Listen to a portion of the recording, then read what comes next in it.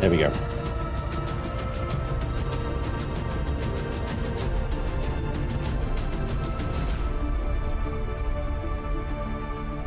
Well, hello, ladies and gentlemen. Welcome back to Chillin the Building.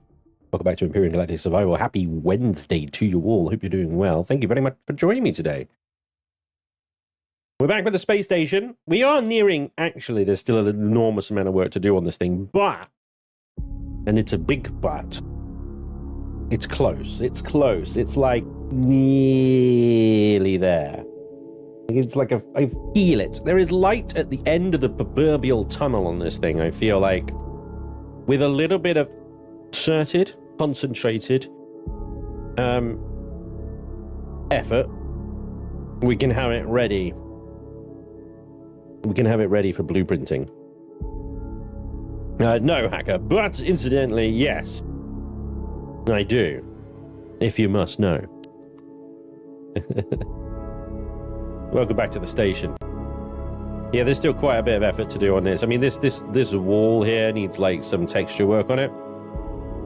This corridor here needs some work. We need to do a little bit extra texture work on the back walls of the cargo area. This corridor needs a little bit of a bit touchy. Need to do some touching. There's lots of like little fiddly bits that need work, you know. But overall, this is what we did last week. We did a science lab with a clean room, some UV cleansing, a little changing room sort of thing.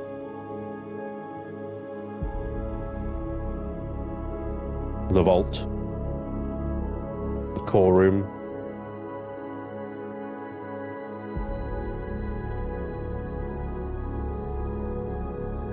the reactor room.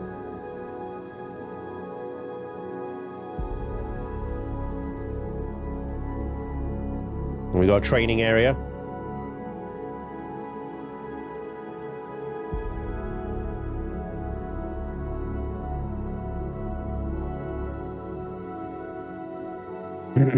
What else we got? Oh yeah, the hotel. Into the staff area now.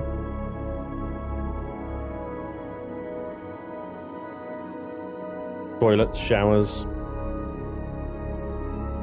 The customer side of the station. The sales office and stuff like that.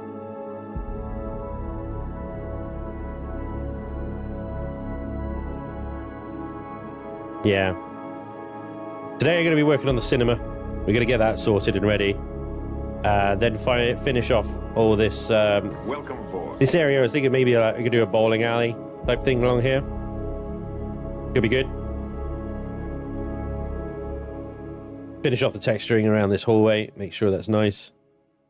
Before we then, you got a security checkpoint. I'll see if I can replicate that up here or make it look somewhat similar to this.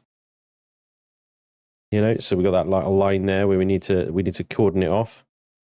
And then the top floor here is where all the player rooms are going to be. Yeah, we started the hotel last week. We need to finish this off as well. We've got a few more rooms to do here.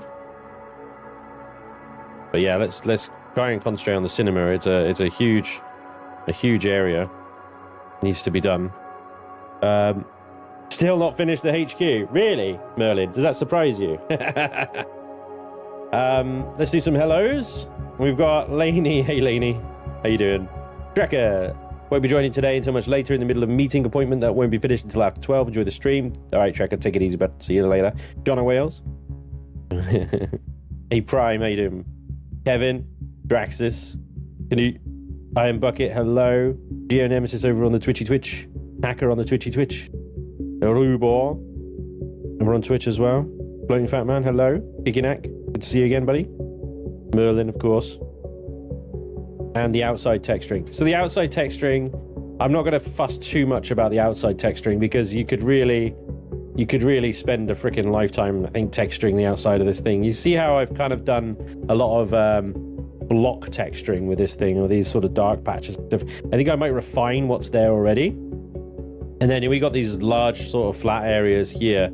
I think what I'm going to do is use a bit of block texturing techniques in order to just like break them up rather than actually texturing the whole thing, you know?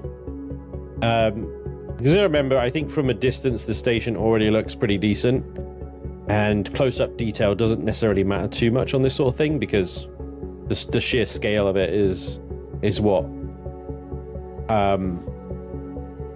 looks good, rather than the close-up detail. The more close-up detail we do on this thing, it's just going to increase the size class beyond sensible. It's already beyond sensible, so it would just go even further. And then O2 station. Hello. Random. Let's see if we can connect to HQ blocks and devices. I'm gonna grab the 600 plastics there. Oh, I tell you what, I'm not in creative mode. I actually need to use a multi-tool on that, don't I? Randomness. Yeah.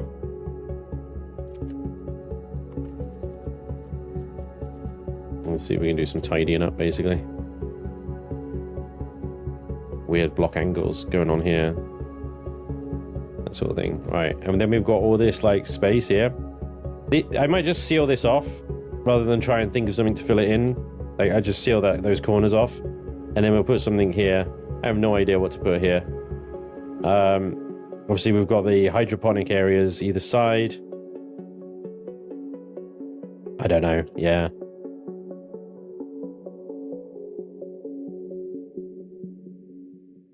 We've got these kitchen areas that Don added in.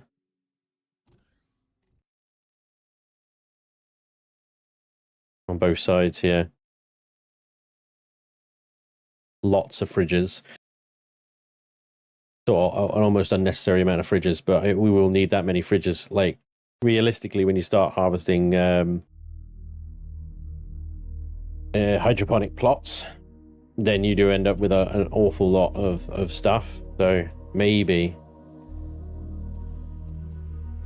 yeah, we need to redo that hospital as well. And a bit of texture in the back wall here. Let's start with the cinema. We've got to start somewhere. Otherwise, if we look at it all, we just get overwhelmed. Cinema, so it was... like, it's a good start, but I think we need to redo it. It needs to be a lot less seating and a lot more spread out, I feel. Because the problem is, if I come out of God mode here, I walk up here, I can't actually get into the seats. So what I think we need to do is take all this out and re-step the blocks up so they're much more shallow. I'll breach.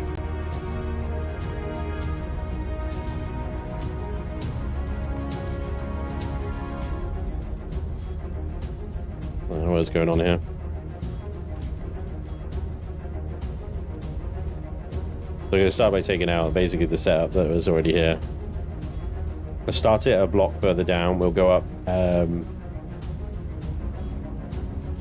more gentle slopage. There's that edge word again.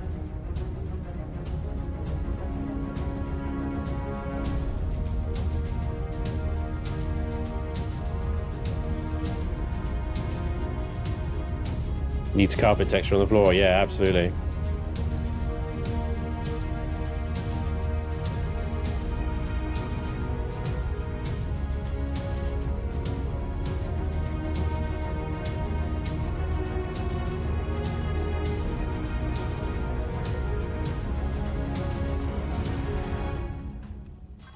Oh, stop. I don't know why you keep right-clicking.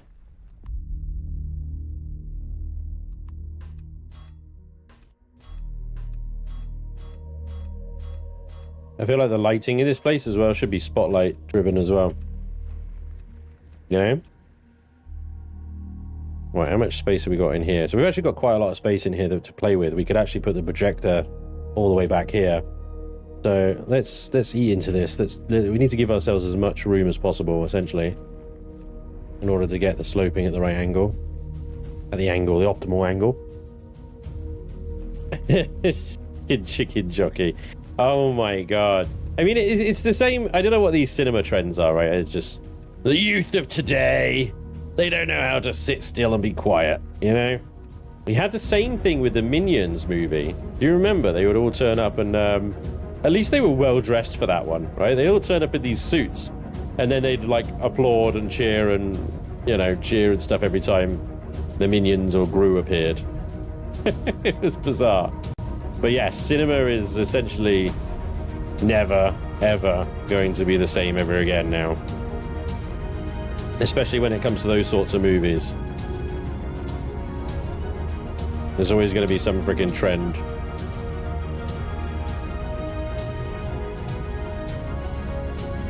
I got a space station to finish on Elite Dangerous, and I don't wanna. How do you mean, like, you gotta finish it? Like, just, like, you gotta grind the resources for it, or the money for it? What is the deal with Elite Dangerous? Take me through it, Draxus. Because you haven't got to do what I'm doing right now. You haven't got to place every single block and texture it, do you? Because that's not Elite Dangerous. Elite Dangerous isn't a block building game, is it? It's a flying around game. Okay, so we're into the, this wall. This wall, I think we need to put that back. Hang on. I have control clicked, but this wall is somewhat important. Yeah. Okay. Let's do this layout again. We'll texture the floors and stuff as what we've done.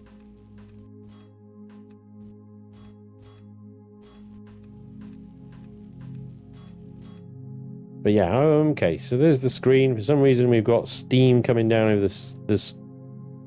I'm not sure about this. I might get my four effect projectors back. There it is. You can't actually see them now. They've been there too long. So you've got to, like, mouse around till down in the bottom right, it tells you you're looking at an effect projector. And then you can fire the multi-tool. Where are you? Ah, gotcha. I got my 4 effect projectors back. Okay. We'll get stair blocks. Yoink. And furniture blocks. Furniture. There you are. Okay, good. Squish. Now showing Spaceballs 2, The Search for More Money. When they charge the price of a convention ticket, customers are going to get their money's worth. Yeah. Rocky Horror Picture Show. Both hauling steel and making the millions of credits. Oh, I see. Hey, LT. Good morning to you too, sir. Welcome along. Hey, Gio, thank you for the 10 months resub over on Twitch. Nice timing for a Prime resub. Hell yeah, dude. Get in on it, chat. Thanks, Gio. You're a legend, dude. Thank you very much. Right. So, what have we got here? Is this the entrance in? I suppose it is, isn't it? Yes, this is the main entrance in, but let's not do it there. Let's not do it there. Let's do it.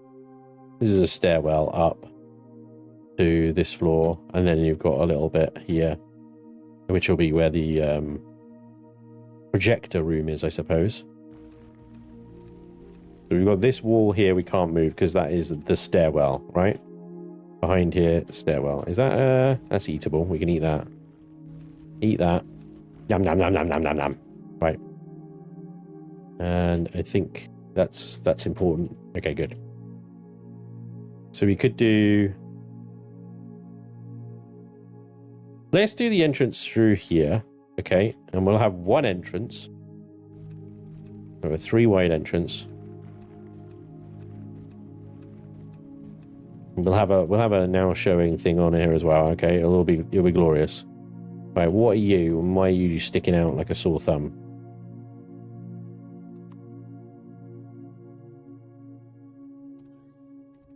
Okay, that's weird, isn't it?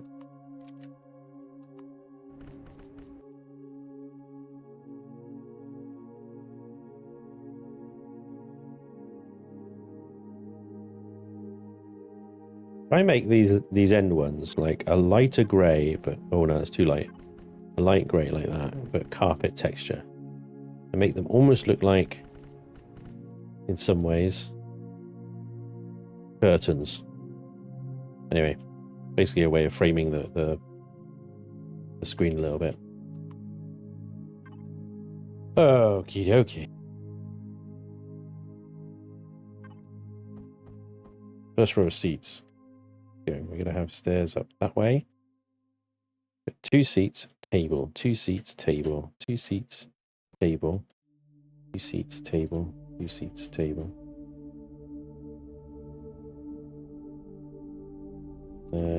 Let's do it from both sides, actually.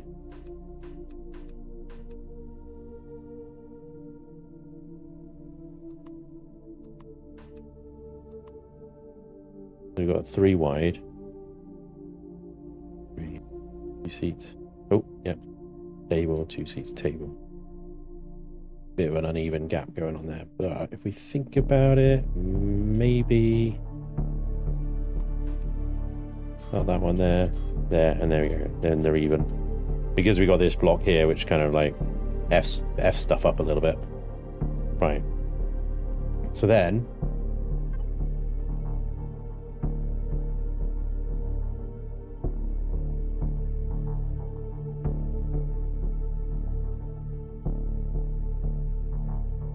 Got it there.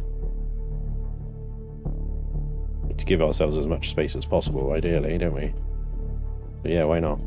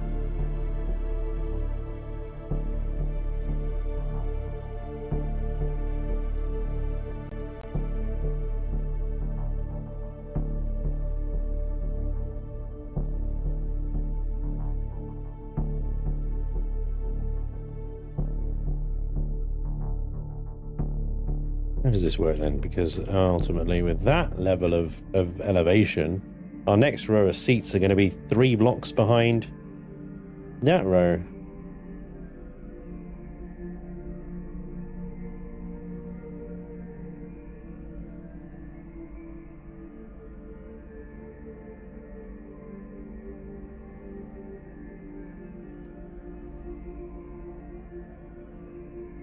Yes. Unless we do like that. But then what will we do then? It's not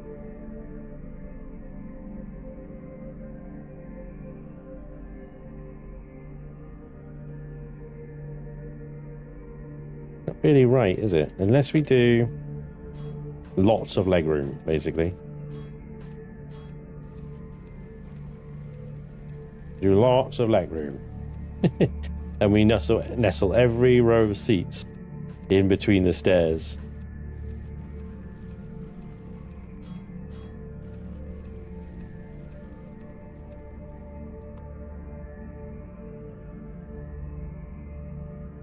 Make them like VIP booths. That is... yeah, that was what I was just thinking. Is instead of these, you put sofas, right?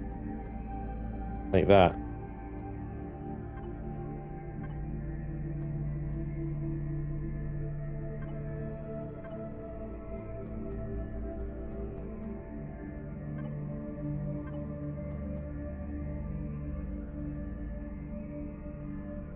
Then that amount of room kind of makes sense, right?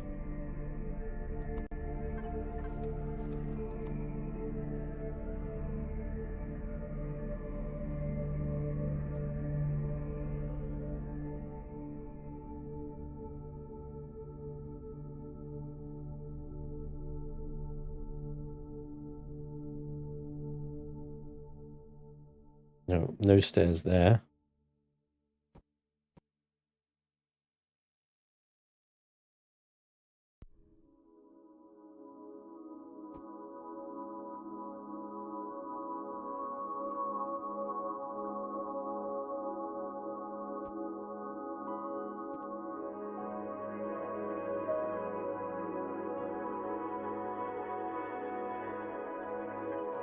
We got table blocks? Yeah, we do. Love it when a plan comes together, yeah.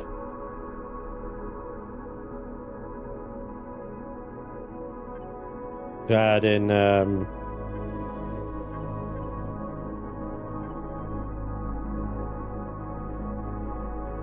nice tables.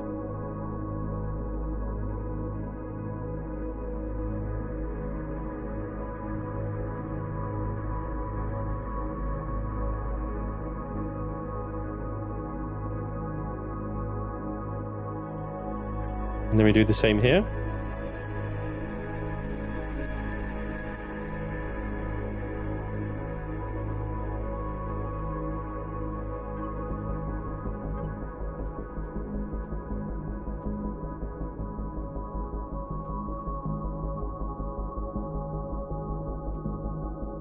Although these guys aren't going to be able to actually get into their seats. There's not enough room. They'll figure it out. It'll be fine. I could use the this one here, which is you can align to the side. I think it might look a bit off though.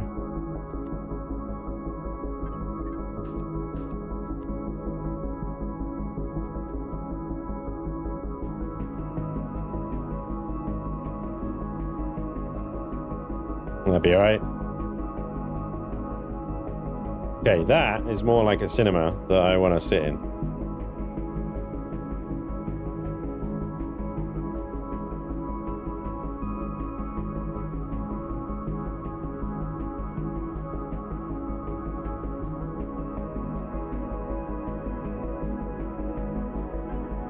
Now then.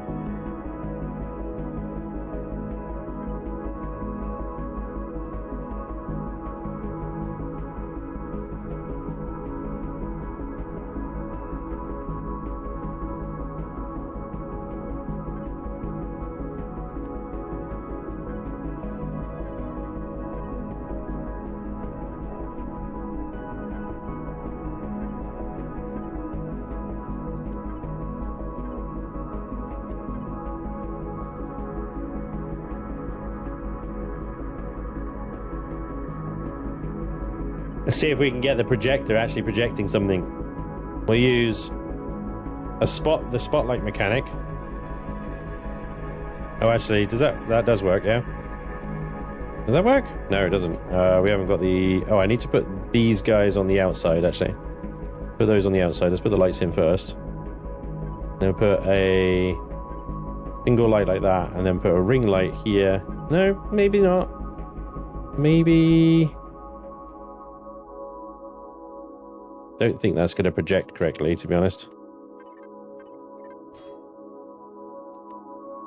I could use both the same type of lights, but...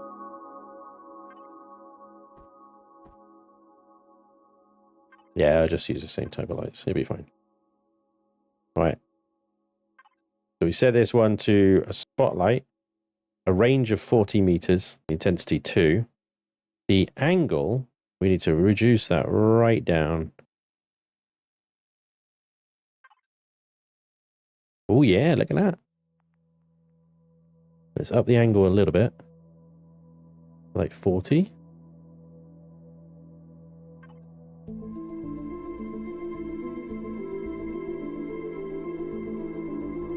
$45. Take that one off and we put the one back on again. It should adopt the same settings. Let me turn my flashlight off. Yeah. I think we can up the angle a little bit more actually. Let's up it to... What was I think it is actually bleeding down. We up it to 450.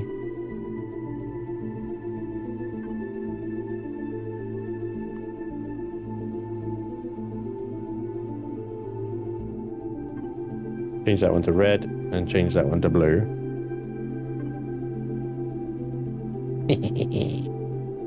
And then we need to focus it.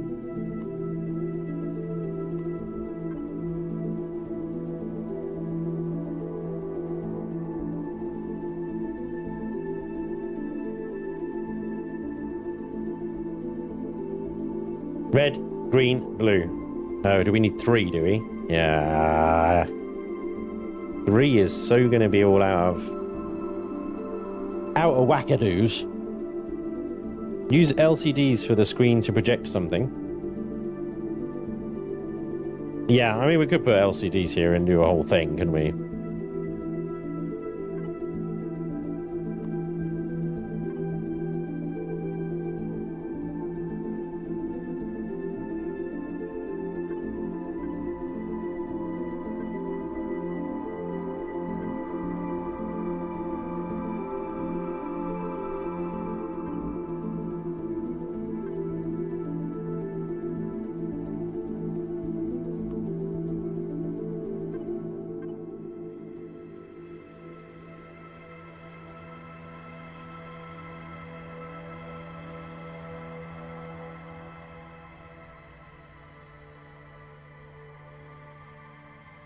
Use a repository on its side as the projector. Oh, I like that.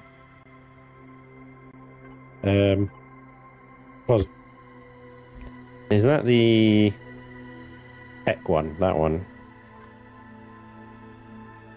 And the repository is that's containment.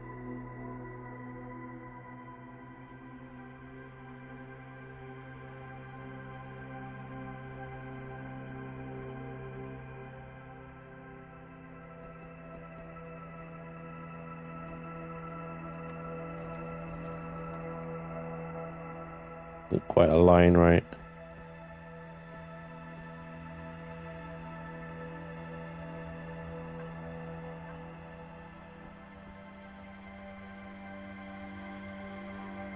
That's got a big gap at the end.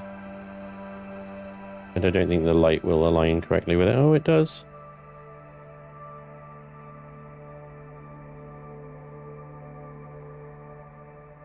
Add intensity.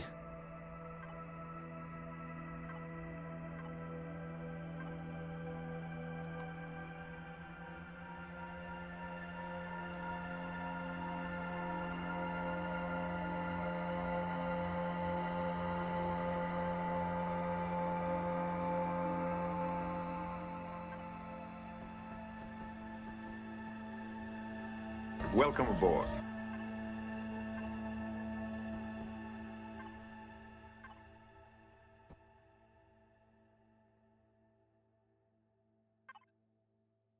Hey, Musco, G Mike, welcome along. Thank you for the sub.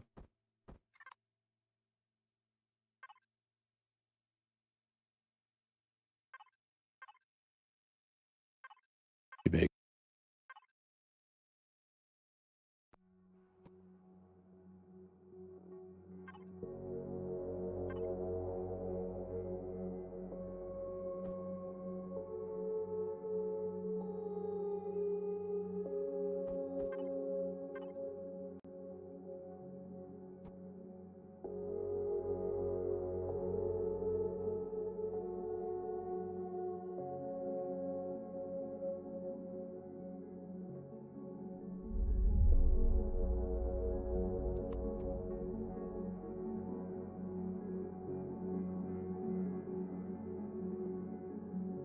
Hey Ben, we're building a cinema.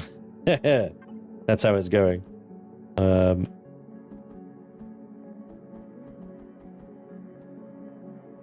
It's going okay.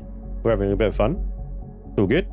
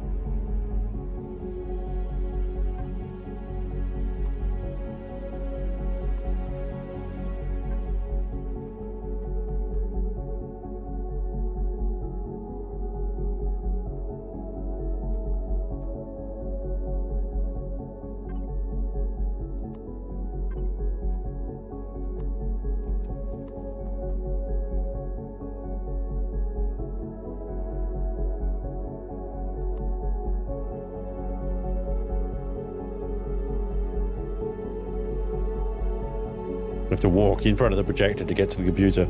Once you're here, you're doomed. No escape for you. You sit there until the film is finished. I like it. I don't like this gap here. Don't like that. But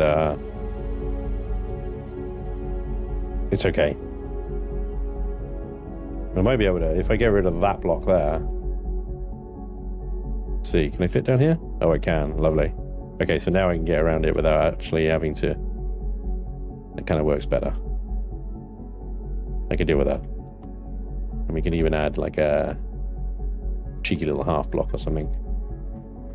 Not that one, but maybe that one. There. Texture that in a funny way, and it'll be fine. Here we go. Let's just...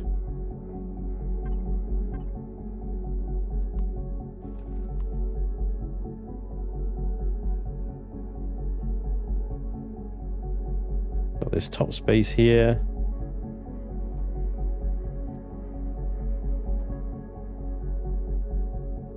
We've got this top space here.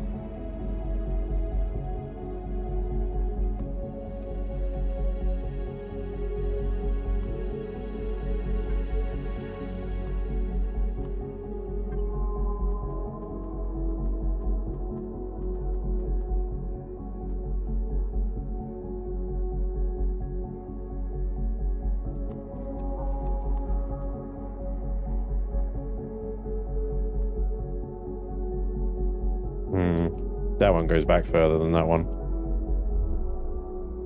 We've got an LCD in an awkward place.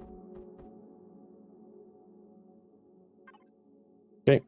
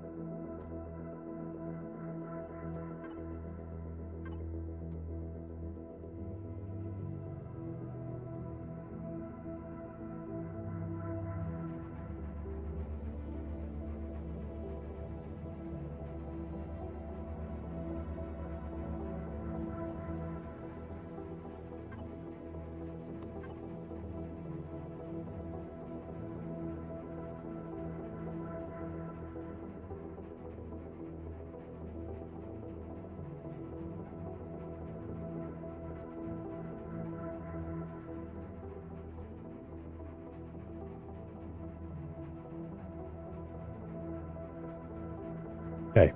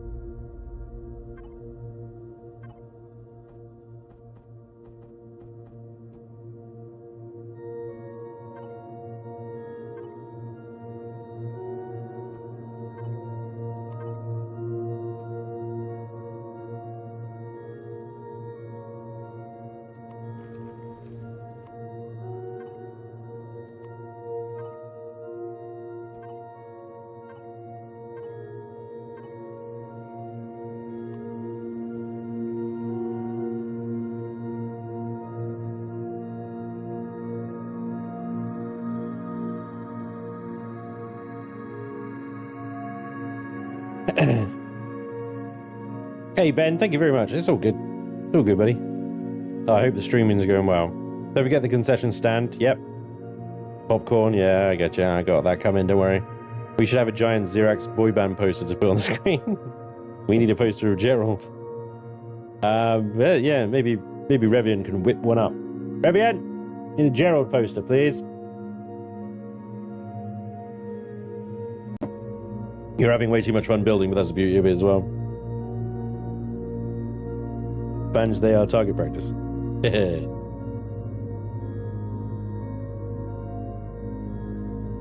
Maybe the quick scope snipers is a tribute to those damn snipers. I know, right? Hate those guys. They are the worst. Right, is this... Okay. I think what we can do is we can take this floor out here all the way along. Well...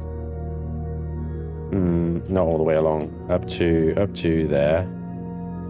Hang on. I got a shape selected there, haven't I? To there. And we could do this sort of thing.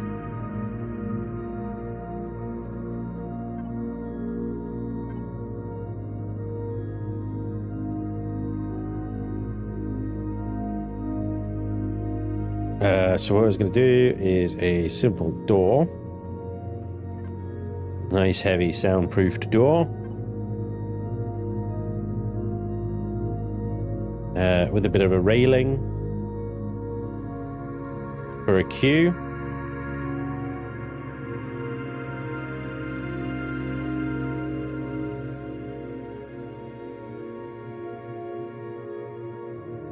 Like that. And then over here, it's actually, yeah, we'll keep that, it'll be alright. Over here we do the concession stand. We do it this side. The reason being is that we can then add payment consoles, i.e. these ones. I like to use these ones as stations for payment. Add a kitchen counter.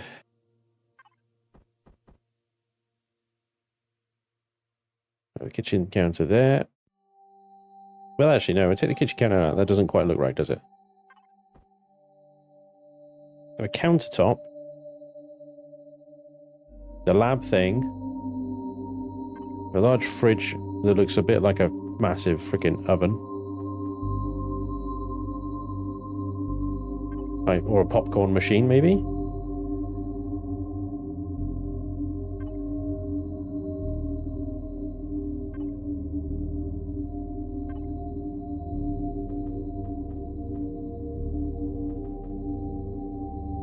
Take that one out. Can't take that one out. Okay.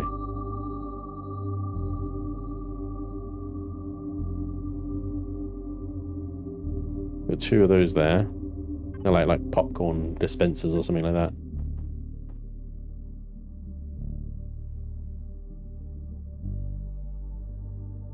Yes. Yes. I don't know. That's something. Food processor is the last thing I want to put on there. See, I like the idea of like building a little HV in that corner and using the or an SV and using the SV food processors because it's so much more compact. But then obviously when it comes to that time to blueprint the station, it doesn't include all these wonderful little HVs and stuff that Didu's been creating. They all disappear. Let's do a auto group. And we do a constructor. 48 constructors.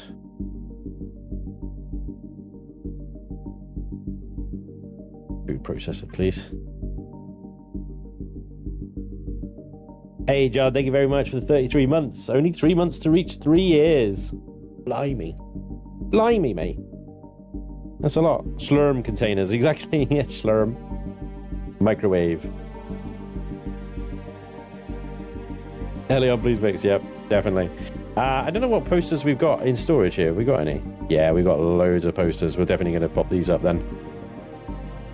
Yeah, definitely. Right, let's see. We should have a food processor by now. Yes, we do. Lovely.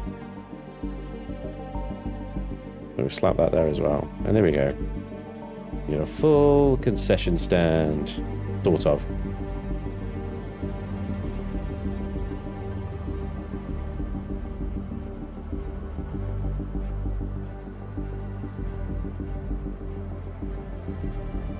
I'll just put a full block in there. I was tempted to do something with the ceiling there a little bit more inventive, but screw it.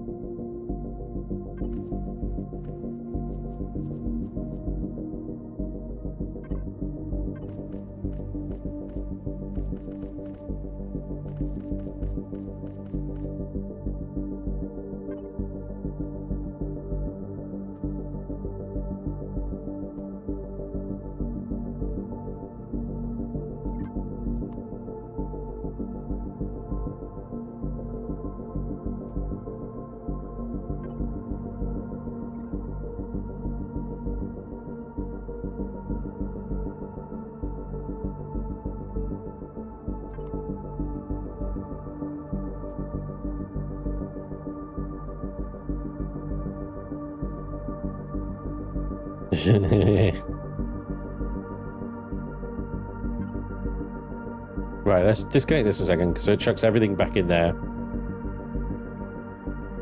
And then I'm gonna grab all the posters. And this is one thing as well, when it comes to blueprinting time, I have to remove these posters.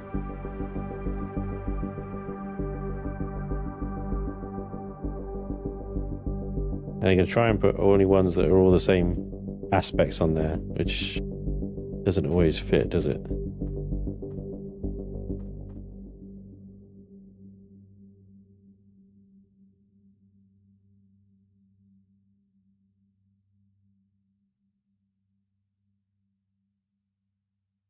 The other thing that we can use is the effect projectors, or is it the reforged decorative blocks? Yeah, these ones. And these have got some actual moving screens on them.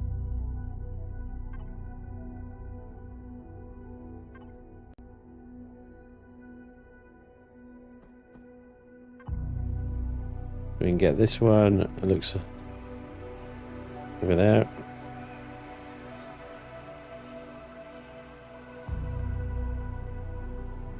You bring you more. Nice. Thank you.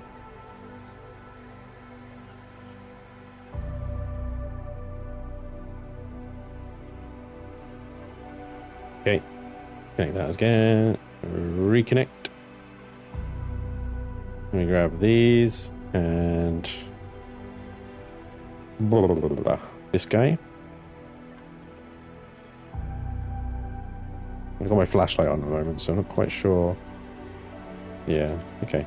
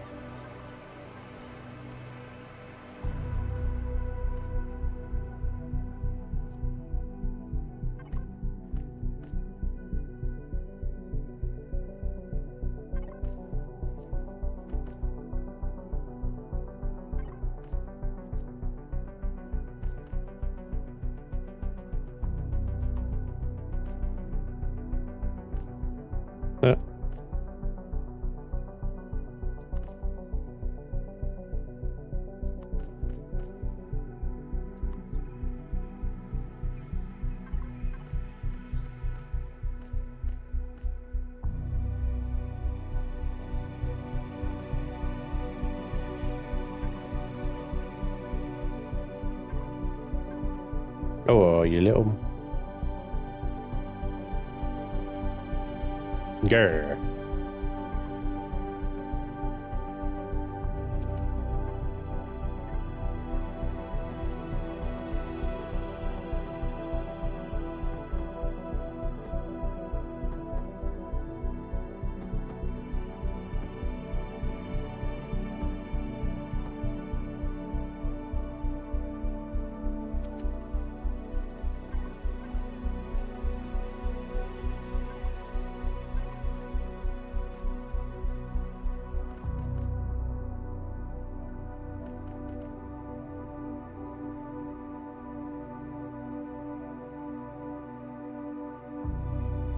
I'm enjoying a Kit Kat and a headache. How are you enjoying a headache, D-dude? Stuck at work again? Oh, sorry, man. It's all good. I hope the headache passes there, D-dude. No Xerox Boy Bone poster. No. Yeah. Got a range of films, though, you know? In all this.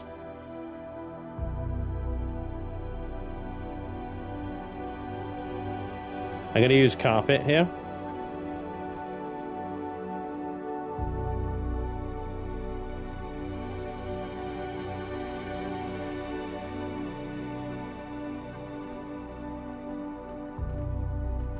And I'm going to change to a red carpet from the door. Like that.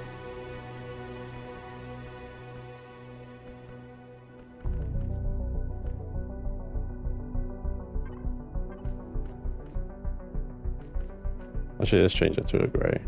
Oh, I hate it with the grey. It looks awful. You know, the darker the color actually looks kind of smart. Yeah. Yeah, we'll do that. That's fine. You want this food area to be like easy to clean, right?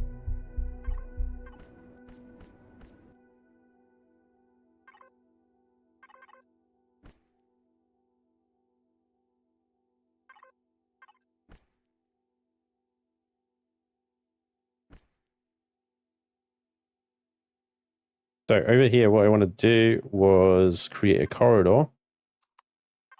So we're actually going to do that, which does leave a bit of a lip here, which does suck a little bit, but it's okay. We'll manage, we'll manage.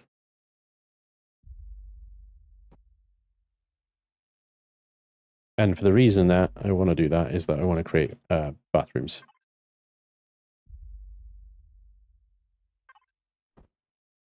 And that gives us 2 blocks to play with.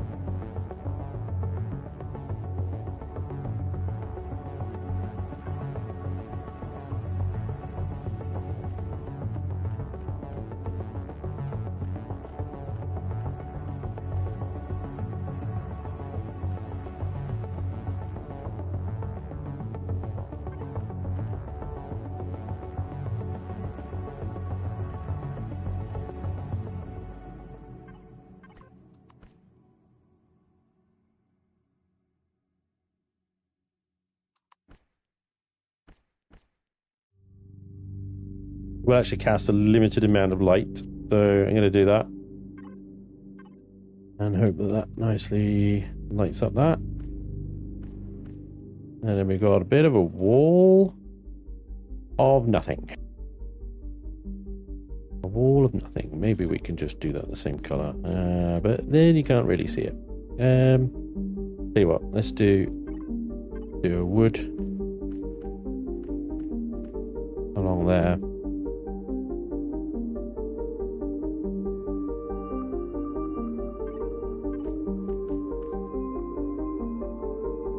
Not quite right.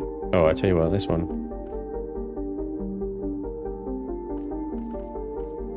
There's not quite enough light down here.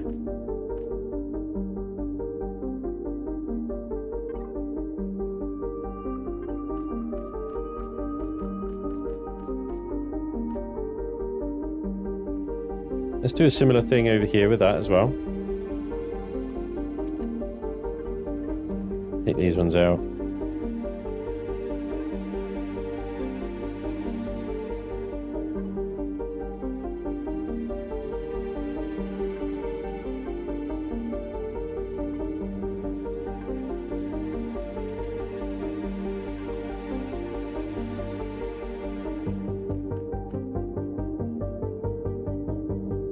Come on.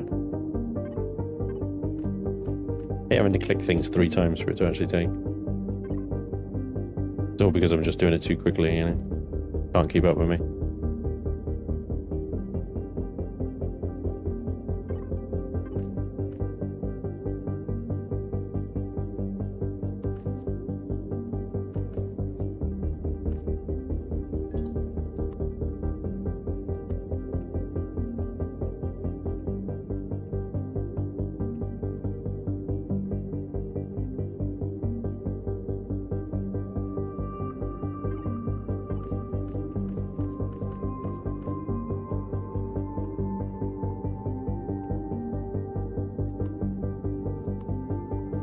It's always just tricky when with spaces like that. Like, what do we do with that? Honestly, man, all of you who can build like this in game around me. Yeah. Oh, astound me. I thought you were inviting me to come and build for you. Stop drinking coffee doesn't work. I'm taking it via IV drip now, right?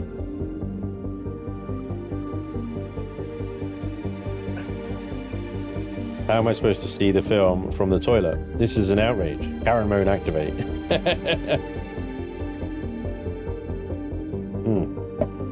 Well, the manager will be tucked away upstairs in the projection office, I'm sure.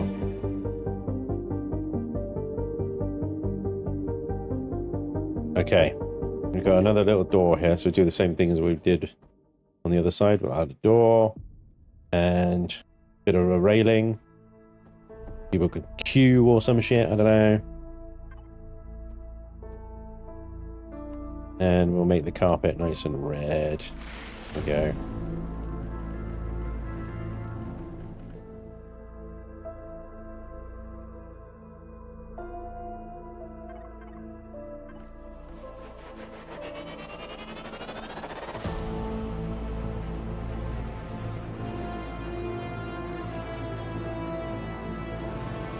Got a lot of room on the ceiling here.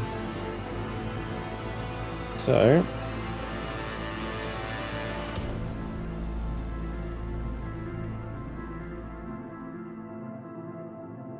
I'll box it.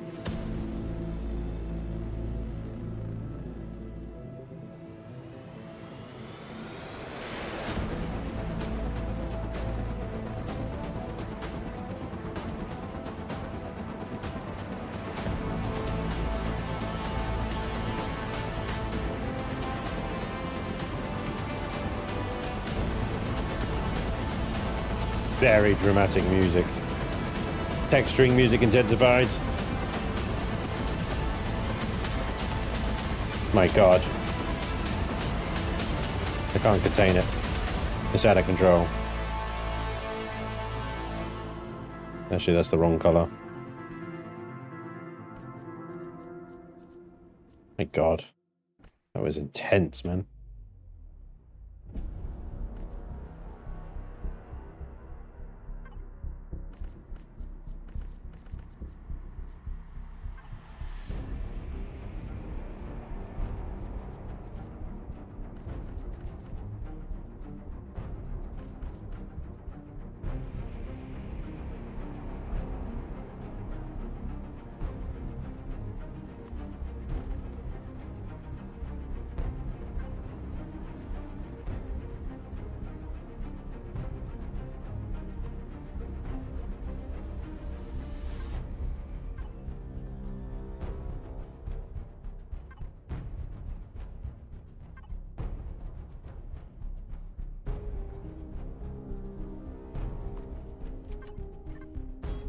It's something that looks like a vending machine. Does that look like a vending machine?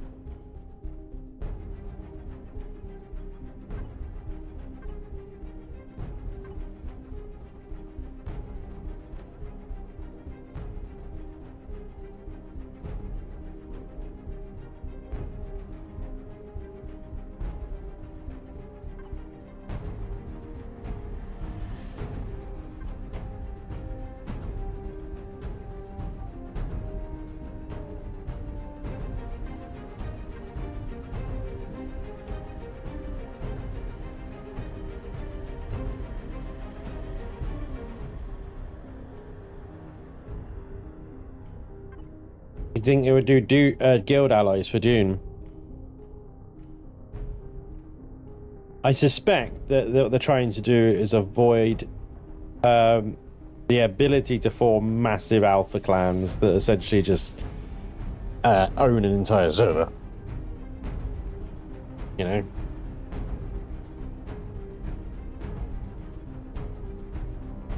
Yeah. The two space builders games that have epic scores for building. They are, aren't they? They're just freaking crazily epic. Ladder plant. There we go. Nothing breaks up a room like a plant. Except this one would really intrude on the whole thing. There we go. We have one plant in our cinema.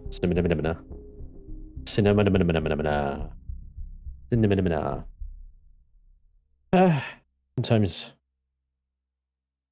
Where the hell are they?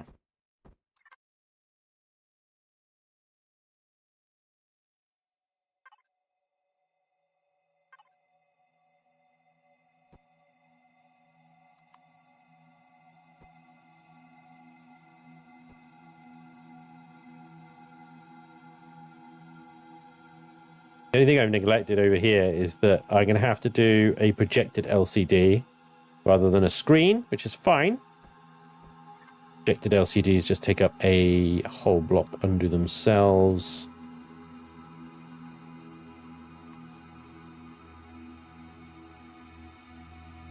Here we go. We've actually got a really good LCD space right here. There we go. We do align equals center. Green 2. Actually, lowercase 2. In red.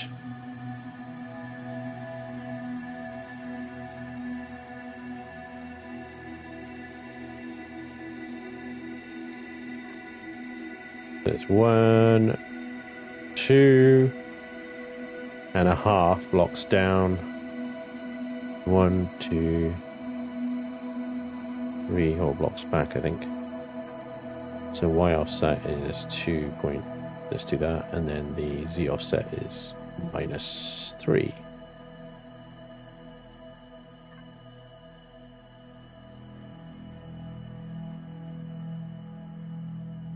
It needs to go down a little bit more.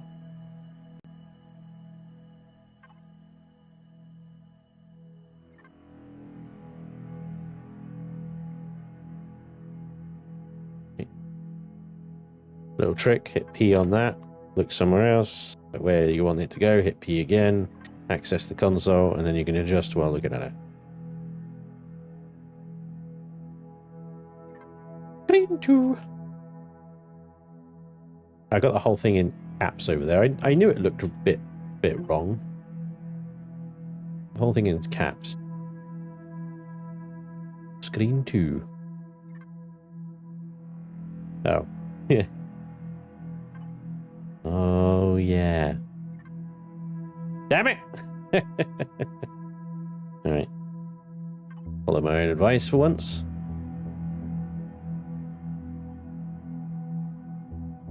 There we go. No, it can't be screen 2. They're both the same screen. It's not 2 screens, is it? Spoon! It's door 2 of screen 1. Shame I can't change the background color of that to the same grey as it's too bright. But... Green van. It kind of looks better though.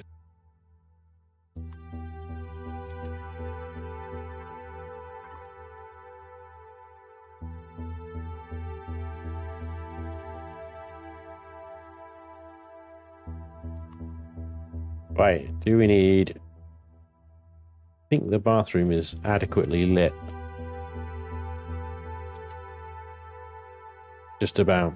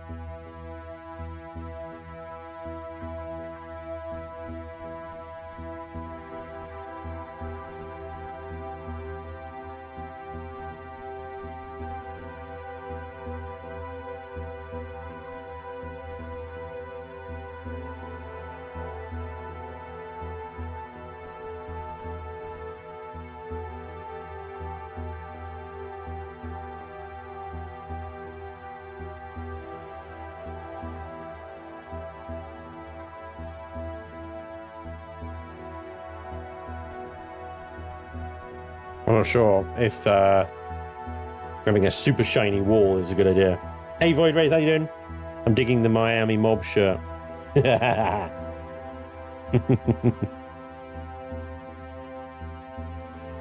Maybe half thick or thin blocks for those diagonal braces. But you got to remember the size of the room. I think I might need to do that though. I think for the size of the room, those braces are reasonable sized.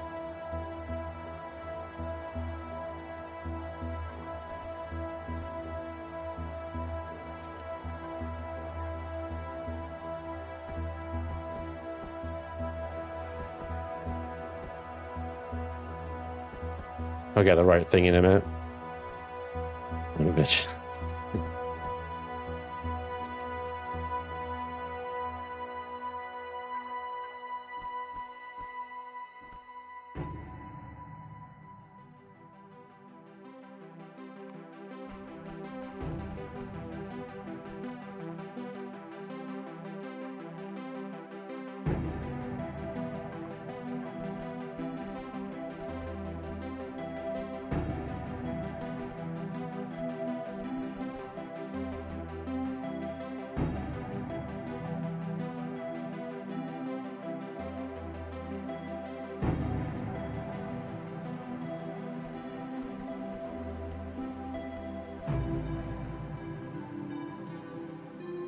These aren't texturable, I don't think, are they?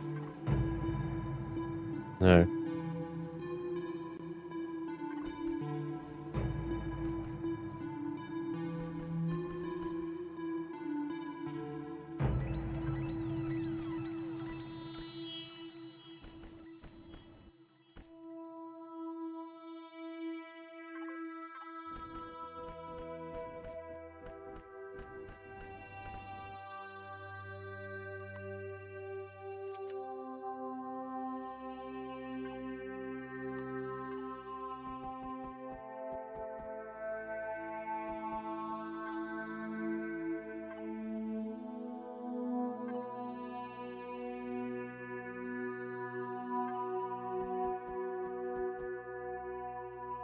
Nope.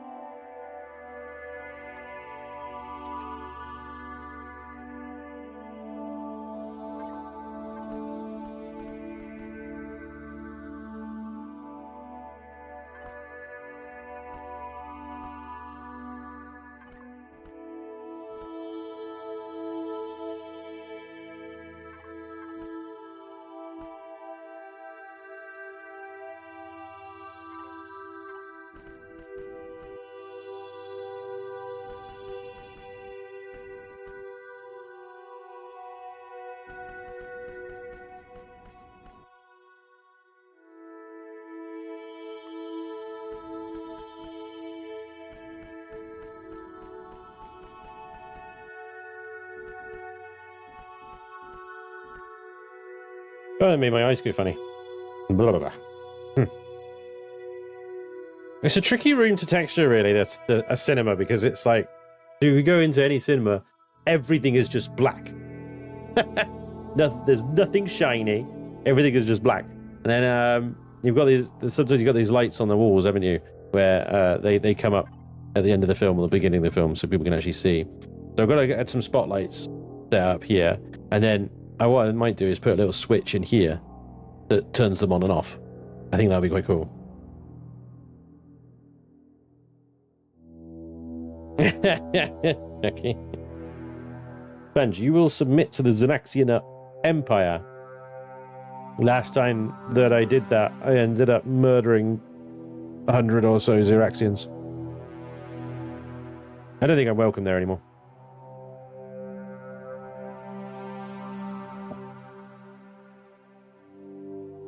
You think that would make it simple? Yeah. You'd think it would, wouldn't it? But it's like you got to try and make it look good, but also at the same time, like a cinema.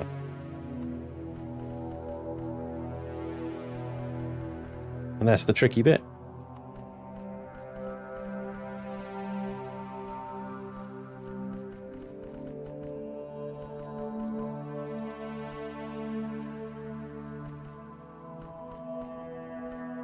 So I'm not sure, all these sofas that have got bright white cushions and stuff on them, you get a bit of UV lighting come off the screen and suddenly you don't want to be sitting on them anymore. Yeah, I can't paint the actual fabric of these sofas. They're going to be white. Oh my god. Never shine a UV light onto cinema seating. You don't want to know.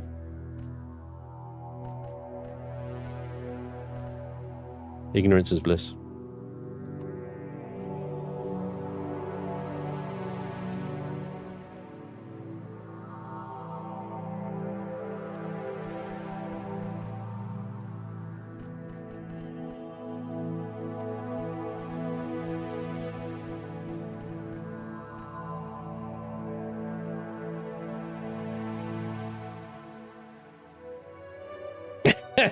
You light up a rave. Exactly. Bad times. Nobody wins in that situation.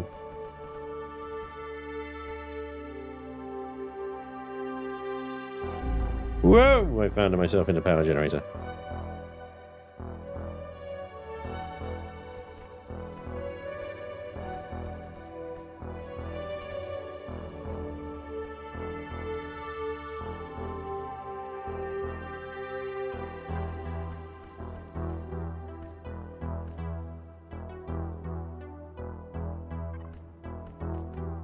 Oh, hallelujah.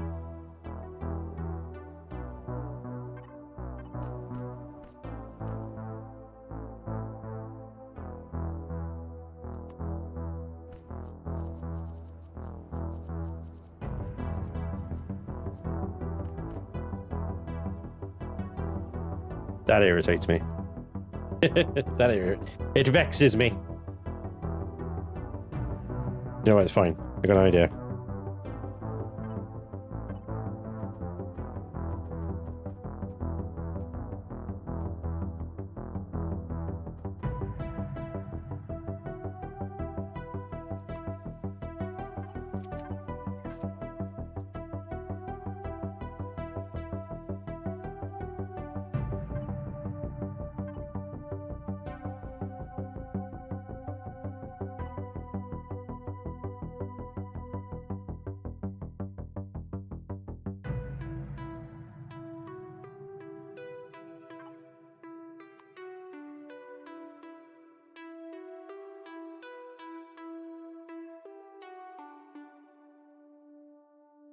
So I'll tell you what I'm going to do, right? I'm going to auto group this.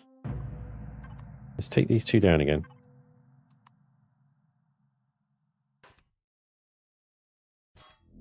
It's going to make it really easy, okay? So you go light, light. Do the same on the other side. Sort of. Light and fucked. Light and can't do it on. Can't do one down there. Fine, fine. Don't worry about it. It's all good. Let me do some spotlights. Might do this actually.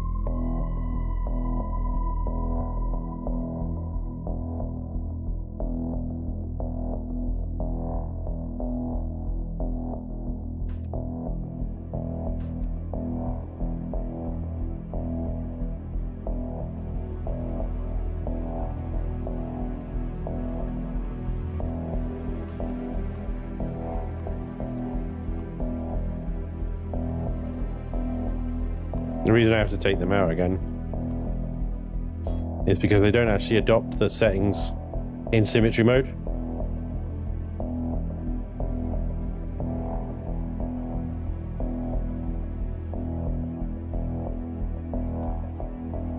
Which sucks.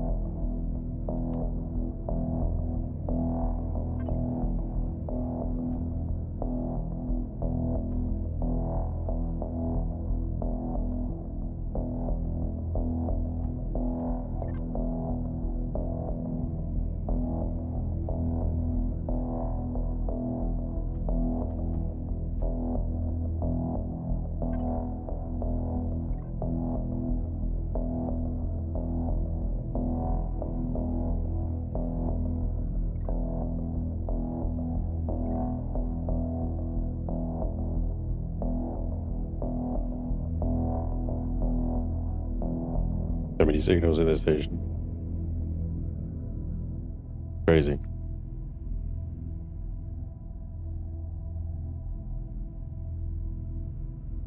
So there we go. By grouping everything before, I know that all the lights that are in the ungroup group are the lights in the cinema. So now I can flick them on and flick them off.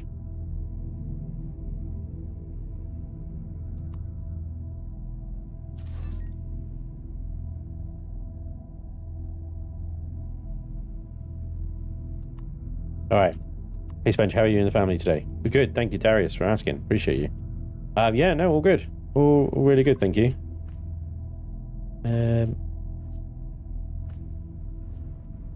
Wife is still knocked up. You know? Bless her, she worked her ass off over the weekend while I was working on content and stuff. Been decorating the kids' room.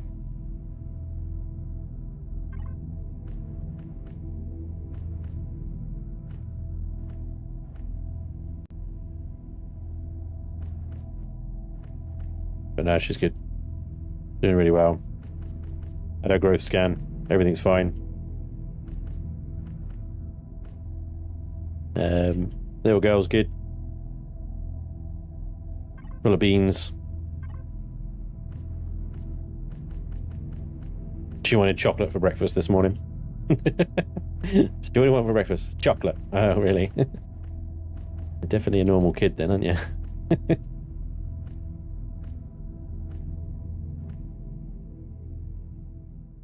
Yeah, everything's good.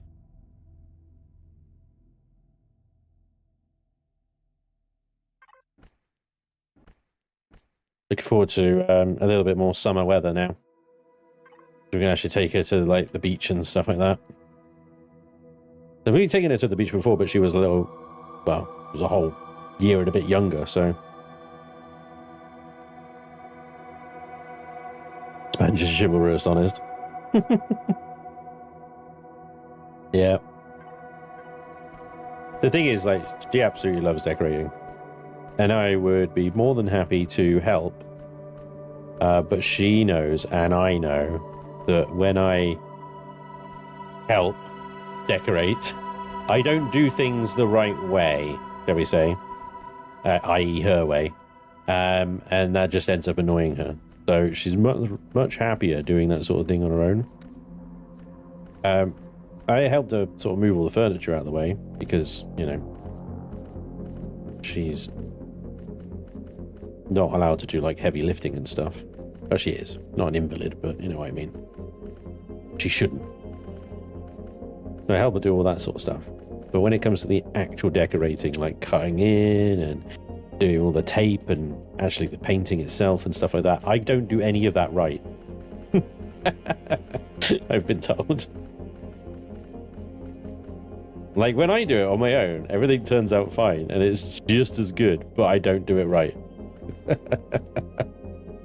So, yeah, I leave her to it. She's much happier. Maybe Mrs. Spanj could help decorate SpanjCo HQ, yeah. Maybe.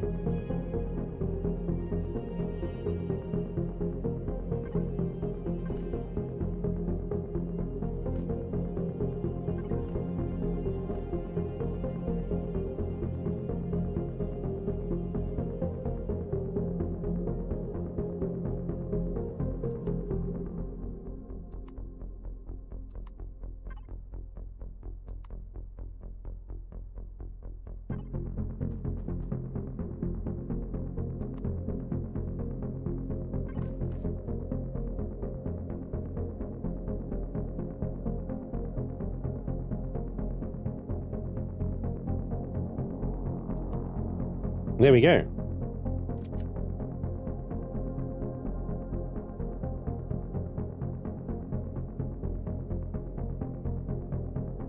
The SpanjCo VIP Deluxe Cinema Experience. Does Mrs. Spanj ever watch you stream? No, she has absolutely no bloody interest in what I do.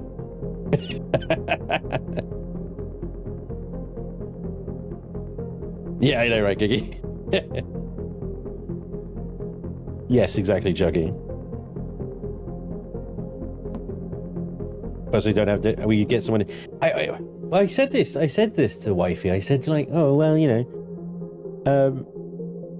because we had to redo our boring adult talk. Sorry, we had to redo our mortgage, so we redid our mortgage and blah blah blah, and it's like crazy amounts more expensive than it was before. So we thought, oh fuck it, do you know what?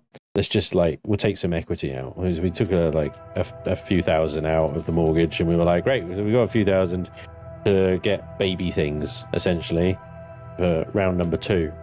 So when we got that money out, why don't we just get painter and decorator in to do it? They're fucking expensive, dude. Like one room. It's like a couple of grand. A couple of £1,000 just to do one fucking room. Gotta be joking. Bit of paint.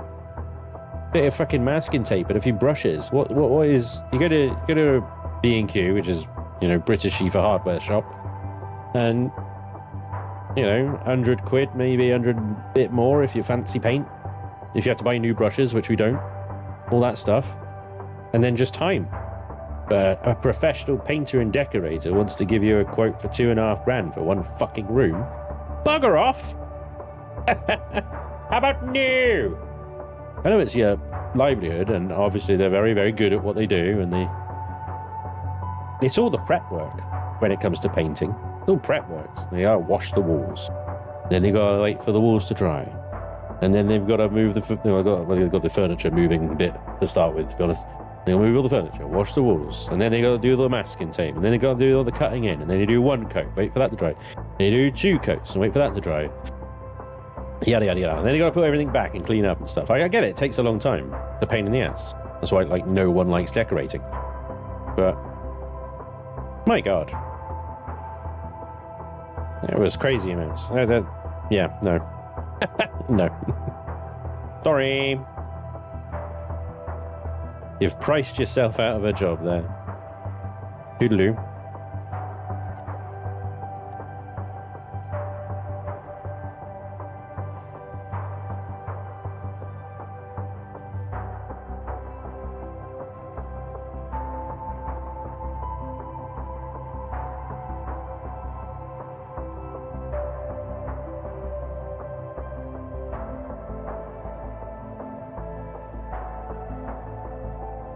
Okay, there was a new kitchen at over £25,000 before the painting, though.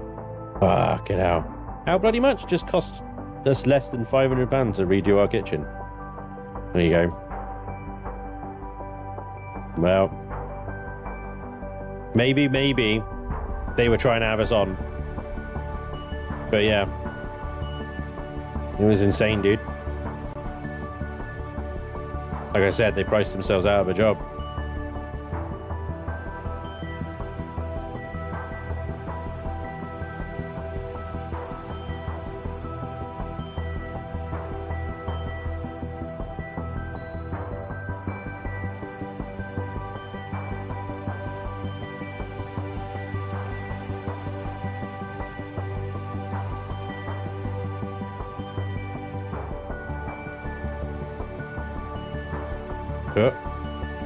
Uh-oh.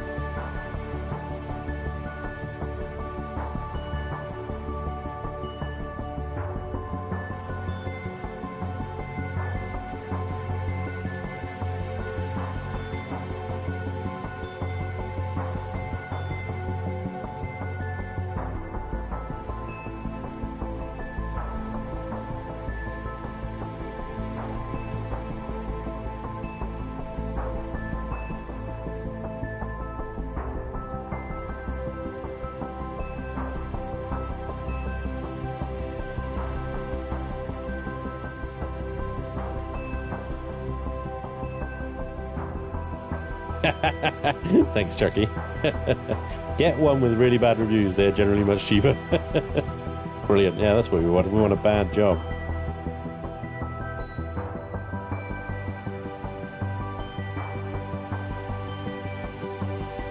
Well, there was a bit extra. So there's paint in the walls.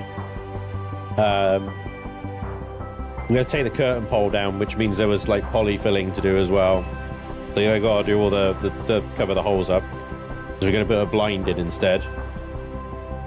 So yeah, there was a little bit extra, a few bits and whatever.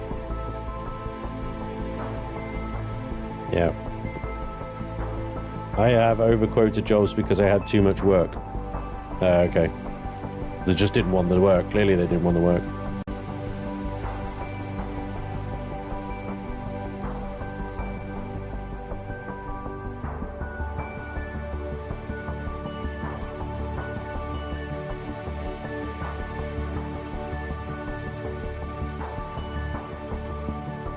To be fair, we only got that one quote and then was instantly like, yeah, we'll just do it ourselves. We didn't bother getting a second quote. Or maybe we should have. But we certainly should have, because you should always get another quote.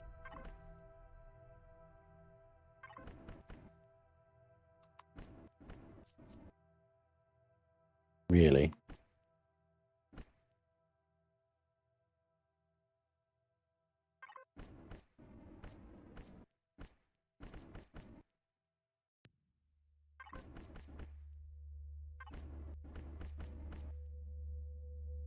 The fuck?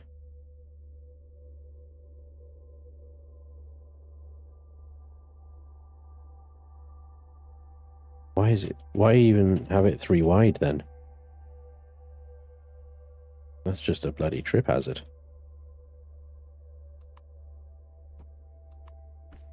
Alright, I can do it 3 wide, but I'm going to have that as a hand railing.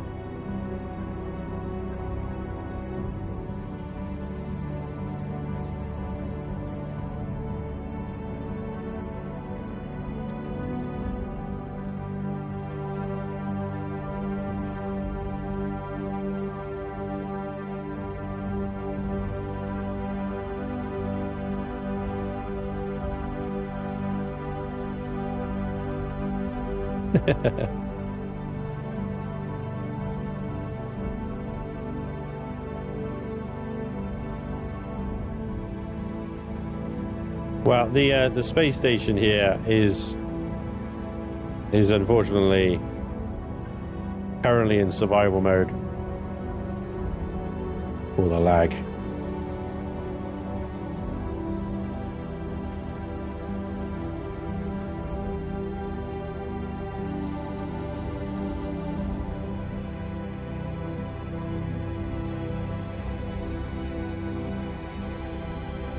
So there's not really much I can do.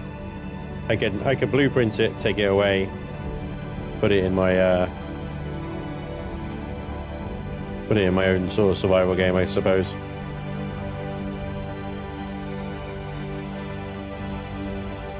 Creative mode, sorry, not survival mode. You know what I'm saying.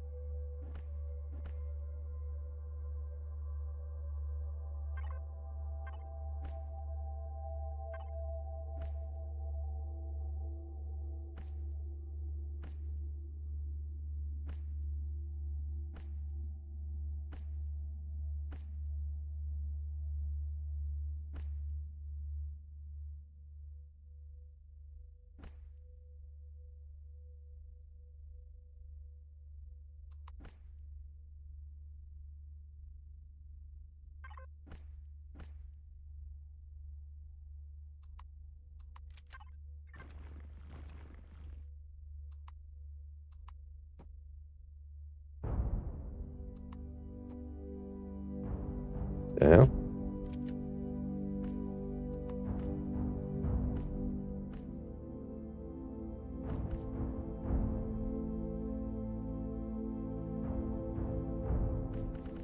That ain't right.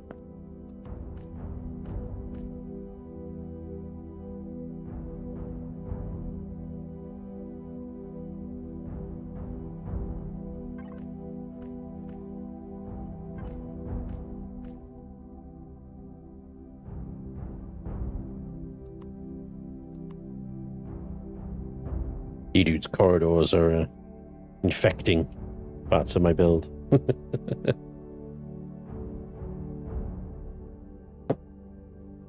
Okay, I'm gonna just like just do this and this one so it's in line with this style, D-Dude, because I think that will just like zone off a little bit better, if you know what I mean.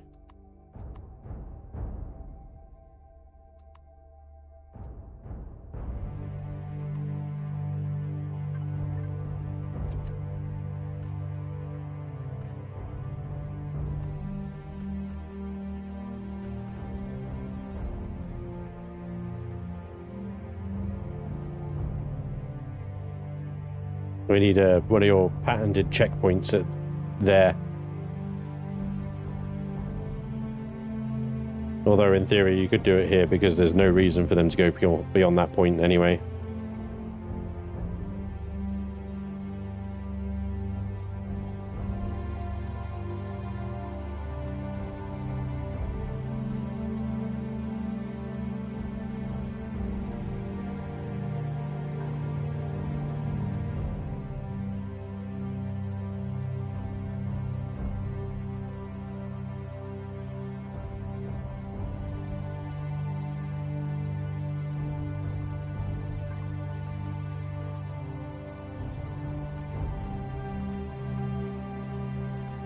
Oi!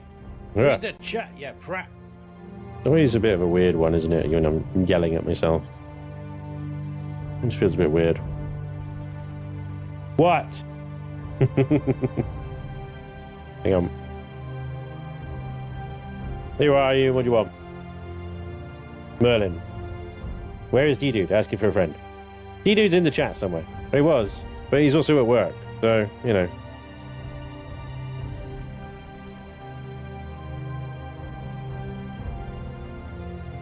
He's not on the server. That's what you're thinking.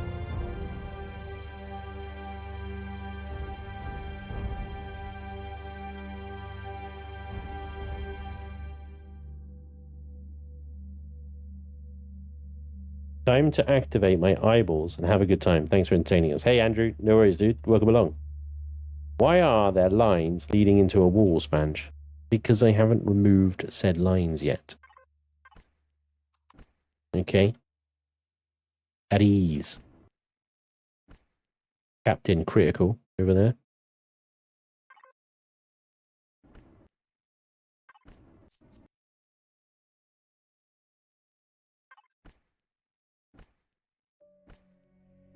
There's lots of little fiddly little tidy-uppy things to do. And yeah, they take a bit of time.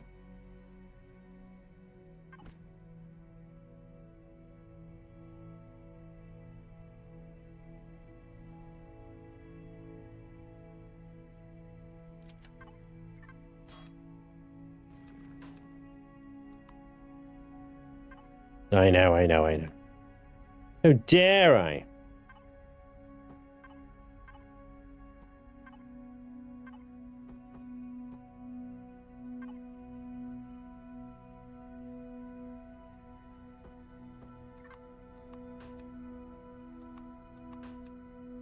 Well, that's a corner bit anyway, isn't it?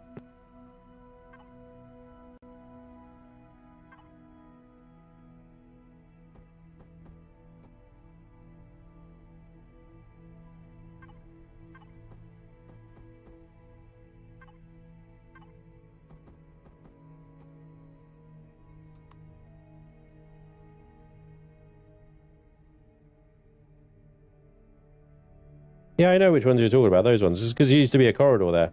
Look, there actually still is the remnant of the corridor there. I bricked it off because this is now part of the training room. So, the only reason those are there is because I just haven't gotten around to removing them yet. What are you doing? You.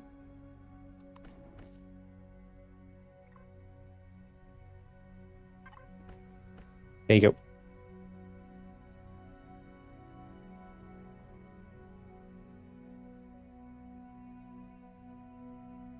Happy, Merlin? I'll let you off. Oh, thank you. It's so gracious. Thank you, my lord.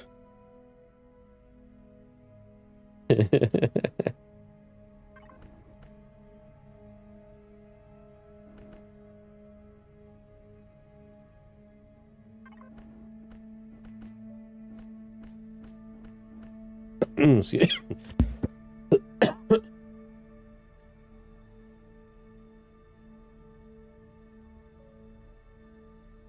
Wow. Sorry about that.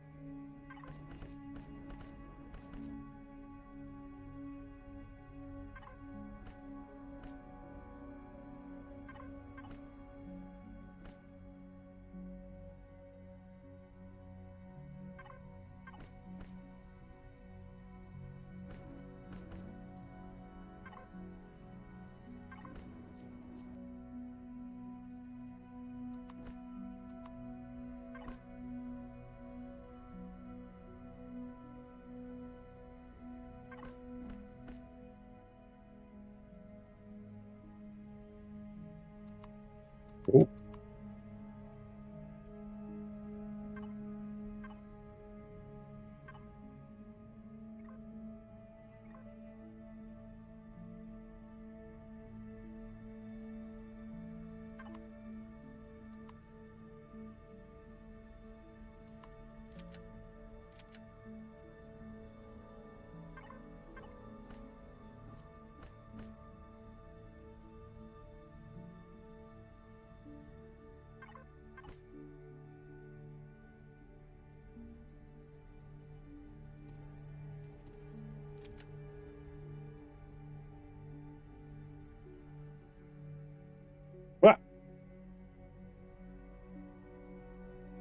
Near silence, I thought the vid dropped. Sorry, Joe.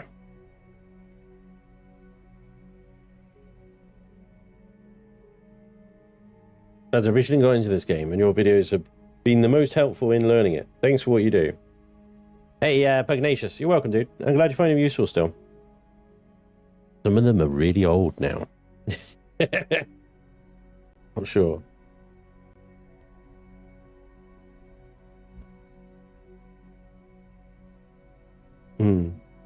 Will you be playing the Planet Crafter update when it comes out? Well, what do you think about this particular idea? What do you think about this particular idea? The particular idea that I have, right, is because with June Awakening, we won't be able to really do live stream content on that, I don't think, until the 5th of June, which means we have all of May to work through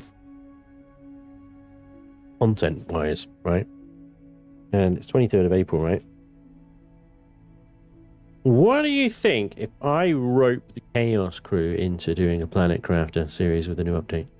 Because I've done 3 solo series of Planet Crafter so far, and I wonder if it's going to be pulling teeth.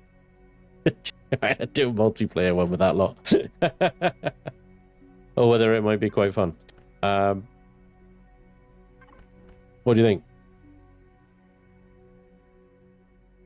I suspect it's probably going to be more pulling teeth, to be honest. But, you know, my suffering is your enjoyment, so sounds chaotic. Yes, it would. That may work. I'm glad to see that I'm not the only one that is completely skeptical of that idea. Thanks, guys.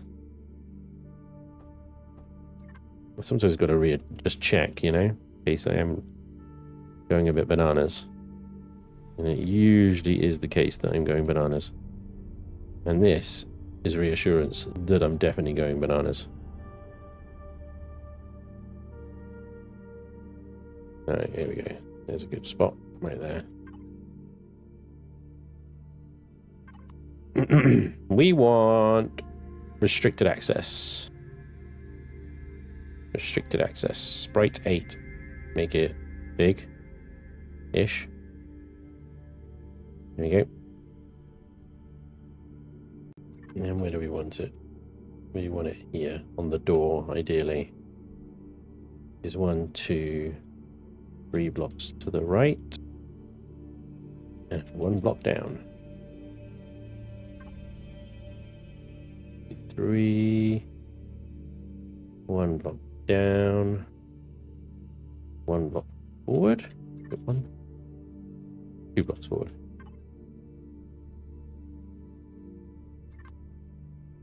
Smashing. Okay. 2. E. And then E.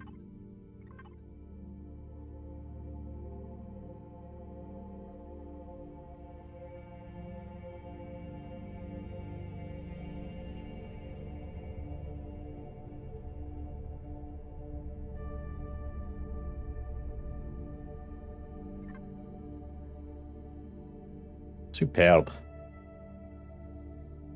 Make it a little bit smaller so it actually fits in that area.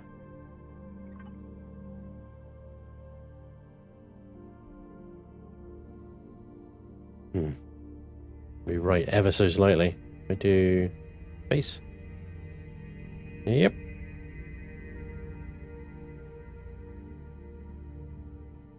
Nice. There we go, that looks pretty tidy. Restricted access.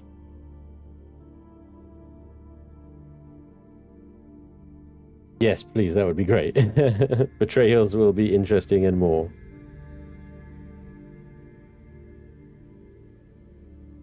With Laney sticky fingers, will you ever get anywhere? Well, you can't actually carry that much, so she'd have to put things in boxes. Why not? No one would survive with the Chaos Crew. Laney runs a... yeah, Laney on frickin' Humble, and those first few hours where there's no ice.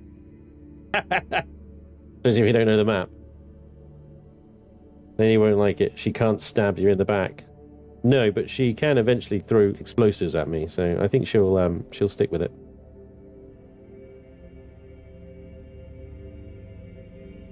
going, though you had already arrived at that stage. Oh yeah, thanks, Trigger. More herding cats. I'm down for that. Spanj, if you ever actually step into X4 rabbit hole, there is station and HQ building, but you can't go quite in this depth on the deco, so it wouldn't be quite as tedious. Nice. Has anyone played the new Oblivion drop today? That was yesterday. Did you catch up? Come on, where you been? Going bananas. Thought you'd already arrived. Yep. Constantly talking to yourself and at the screen. I know. I'm just in a room on my own talking to myself. It's a bit weird. More ammo for the shots. Yep. Yeah. The shorts. Yeah. Let's say something. What was now? Standard.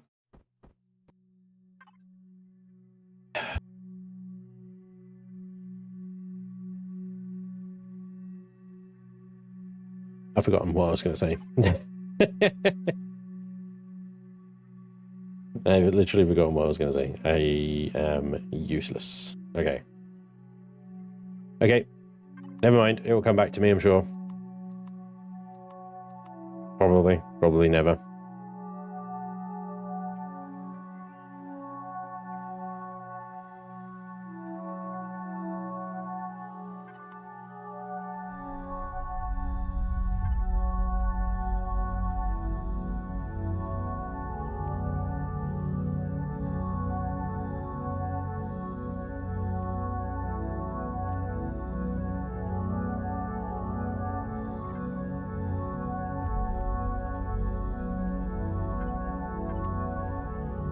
One, two, three, four, and down one.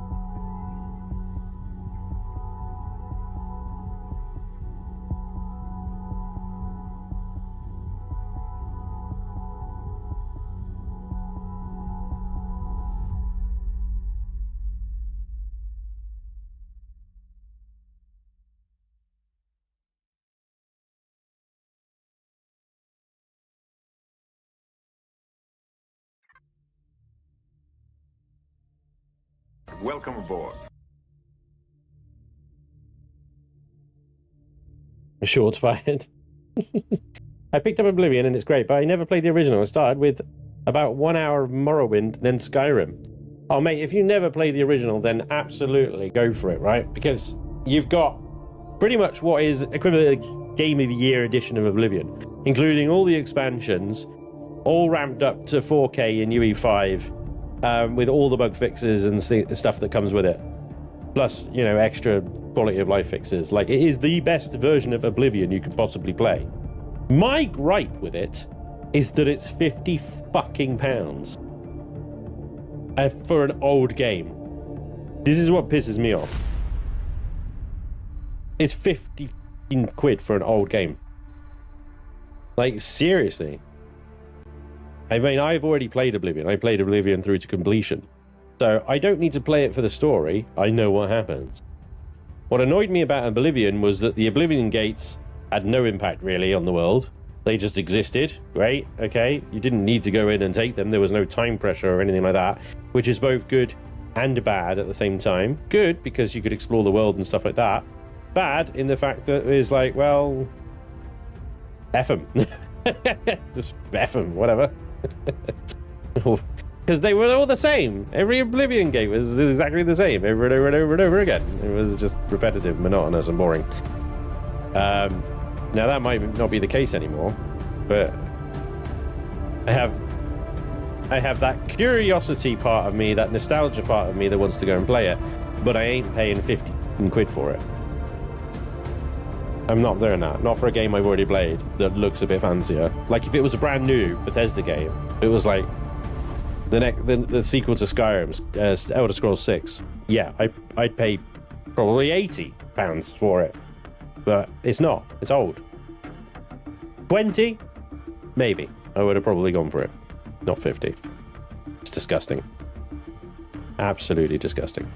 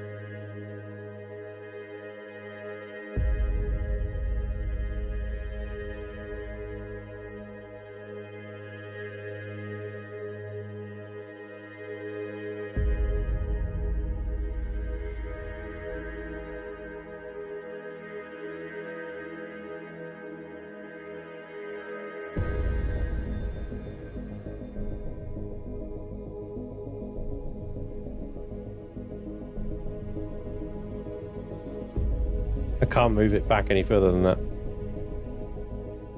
That sucks.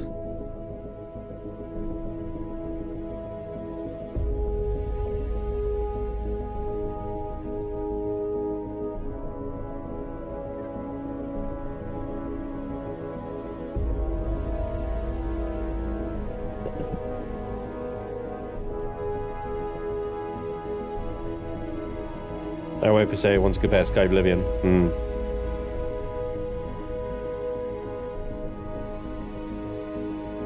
Play Sky Oblivion when that comes out, yeah. That's the base game. The deluxe is 60, and you only get the Shivering Isles expansion with the deluxe version, not the base game. Okay, thanks for the clarification, Tracker. Dramatic music for dramatic LCD work, yeah. Just watch the Steam sales. I got Satisfactory for $24 a few weeks ago. Nice. Oblivion Game of the Year is currently $5 on GOG if you absolutely have to have it. You only get both expansions with the deluxe version. None at all with the base version. Fair enough. Oh, crap. The game really must be tracking Spanj, and when it detects him doing mundane stuff, it's like, cue all the dramatic music now! Yep. Mundane LCD work, dramatic! Yeah, you got a point. Yeah. I think you're onto something there. I have no idea what I'm going to do with this LCD. Like, I suppose I could put it here, right? It might work better here.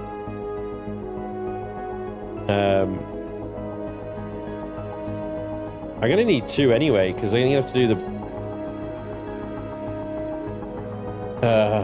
the bar and restaurant line.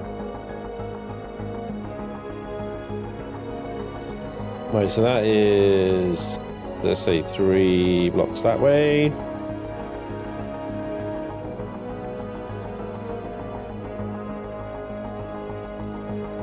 Okay.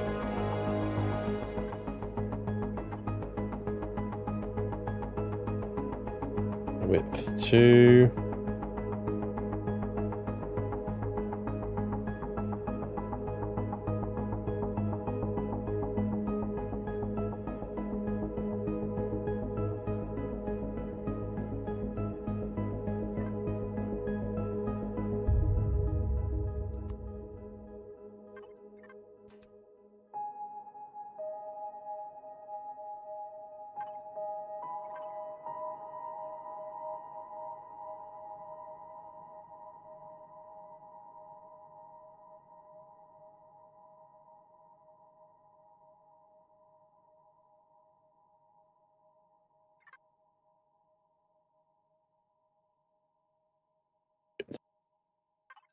Needs to come back a bit.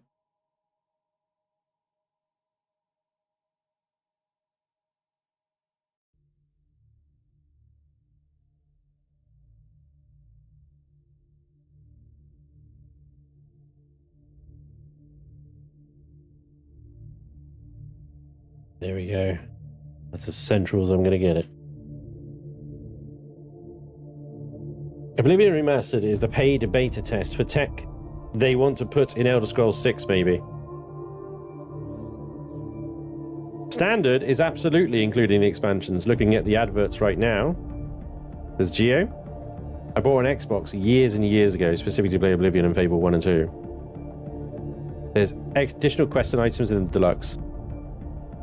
I still want to play Fable 2, but it's Xbox exclusive. Will it run on Game Pass? Or is it Xbox console exclusive? Because a lot of Xbox exclusives you can run through Game Pass on PC. Really good. Anyway, I'm not into subscription models, but Game Pass actually makes it pretty freaking tempting. It really does.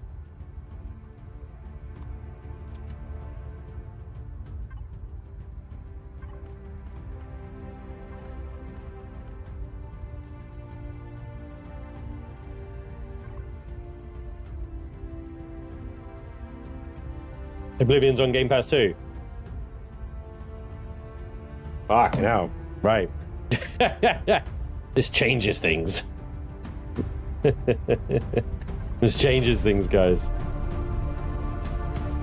Oh boy.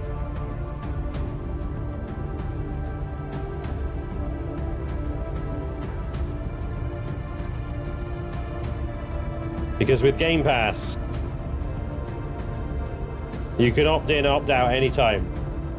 And you have it's a very impressive array of games. If you've got the time, this is my problem with Game Pass. It's like, yes, there's 4 bazillion hours of enjoyment in a reasonable monthly fee. The Netflix of gaming, if you will. Except Netflix sucks now. So yeah, the Apple TV of gaming. I don't know what's a good streaming service right now, but yeah. I just don't have the time. I just don't. I don't have the time to enjoy or get my money's worth, you know what I mean?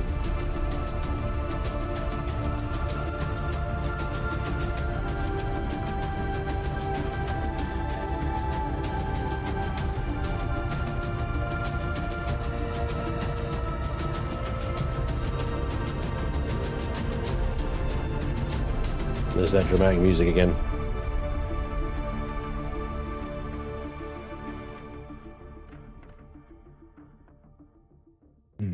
I think, ladies and gents, that... Oh, down the bowling alley. That's what we were going to do. The bowling alley. This was supposed to be where the shield generators go, right? But how is our CPU doing these days? We have added so much. Okay, 960. We have a 155, 154, call it, CPU. We could, yes, could, in theory, add shield generators. But this would require... This would need to be locked away. And... You know what? I'm going to do it. I'm going to turn it into a shield room. Because I think that if... And when, sorry, not if. When this goes onto the workshop, that people would be a little bit taken aback should this monster of a station not have fucking shields in it? Do you know what I mean? Of all things. You just see the comments now. Nice station Spanj. Why does it have shields? Oh my god, it's like Core 13. It doesn't have shields. What the fuck? Why are you spawning it in hostile territory, you moron? Actually. Actually, Spanj.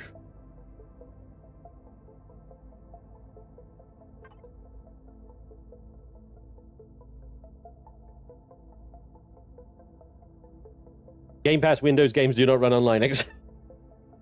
It seems obvious when you say it, right? But Mindy's Manager's gonna have that effect. All the streaming services include ads now, so they all suck. Get Plex. Fair enough, Lost in Earth. Well said, well said, well said, well said. What am I doing here? Oh yes, I got to make a shield. Ooh, raw pentaxid. Input. Shield.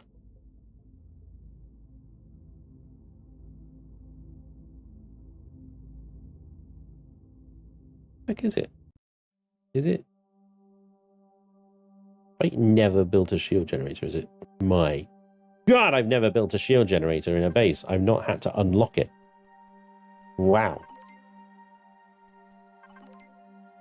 Do you think the plasma shield thing bubble would go around the base? Because I don't think it would. Did you watch Hannibal lately? No.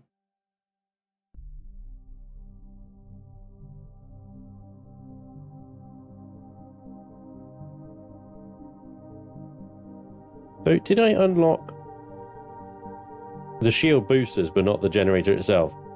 Brilliant.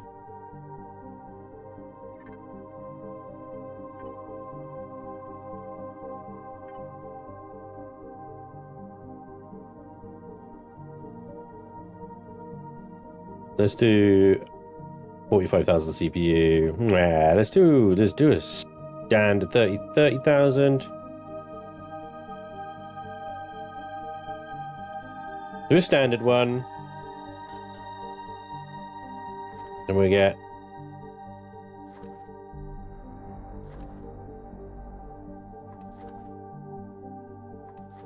and that'll probably do us CPU wise. While that's building, I'm just going to go pee. Get stream.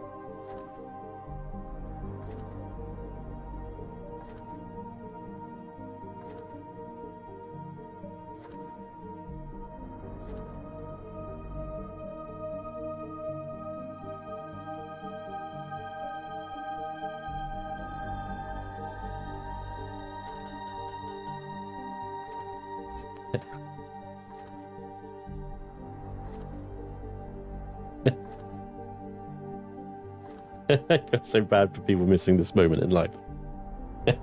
Chair finished its base already. I'm just trying to catch up. Yep. Yeah, I didn't finish the construction list though, did it? Come on. Still waiting for the constructor. Yeah. Oh, chair. Oh, we probably need a pentaxin tank as well. I don't think I've got one in this base. Let me search. Pent. Oh, yeah. No, that's boxes. That's boxes. Let's get a pentax tank on the list as well.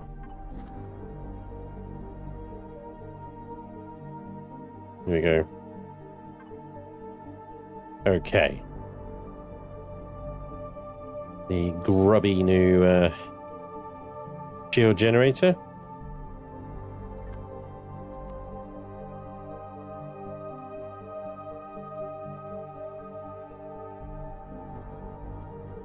Flip it upside down for reasons.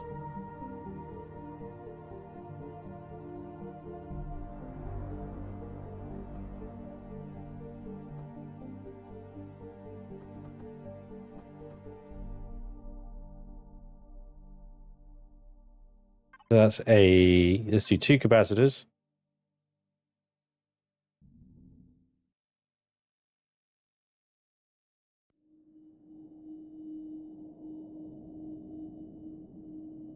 I'm going to do 4 chargers. What are we up to on CPU of that? Okay. Basically, 100,000 left. So each one of these is what? 8,000 each.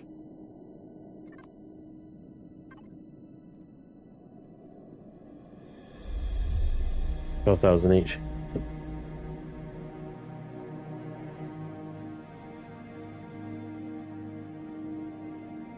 These are 18,000 each.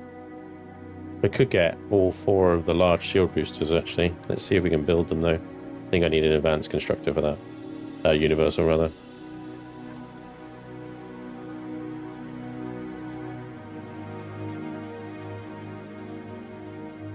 They require large bridges, superconductors, flux coils, and power coils. The Ulysses in range? Nah. Canada is.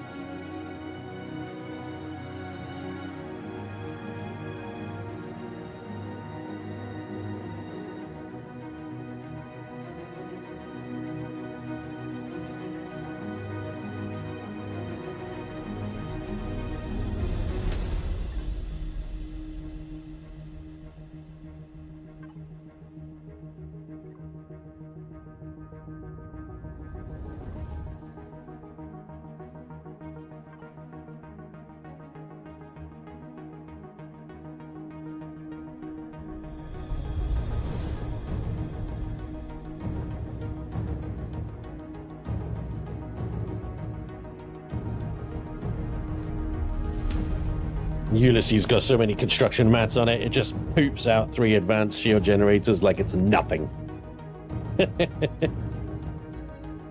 Thanks, Stuart. Hey, Nord. Canada is in range of Spanj, just jumping the pond? Yep.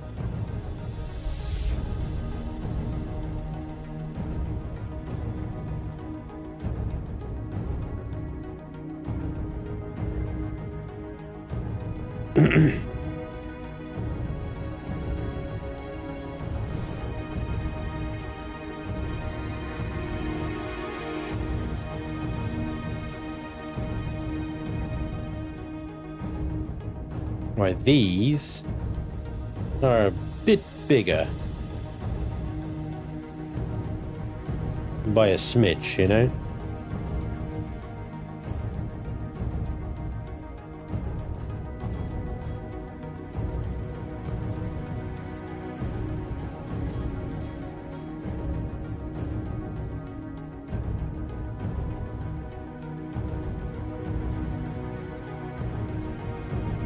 We're gonna have to organize this room a little bit more efficiently, I think.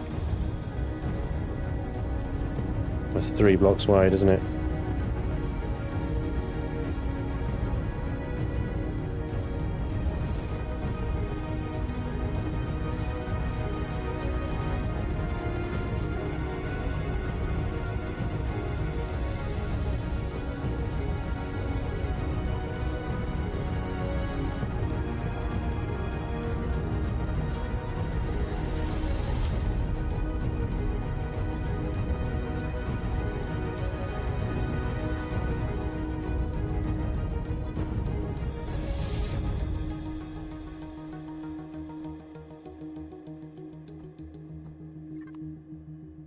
sheer block count on this thing, hopefully, just adding a shield generator, it will give us a redonkulous amount of shields anyway.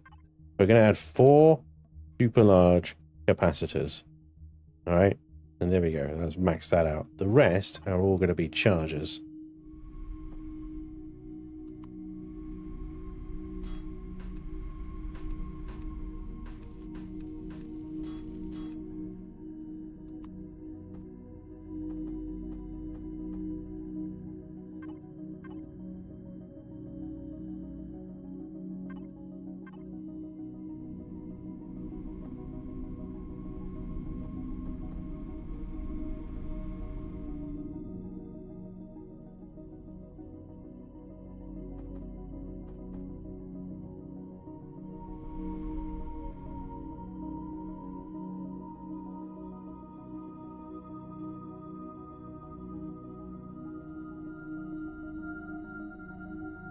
And that gives us 203,000 shields. This is over CPU by 3,000 though.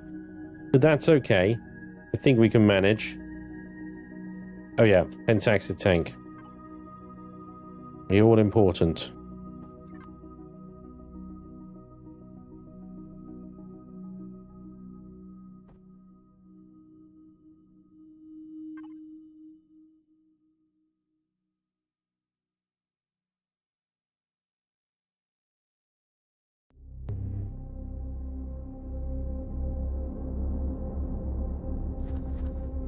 Oh, I'm in God mode.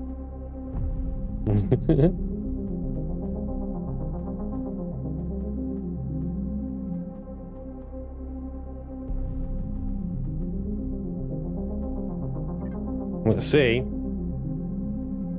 Will the generators explode?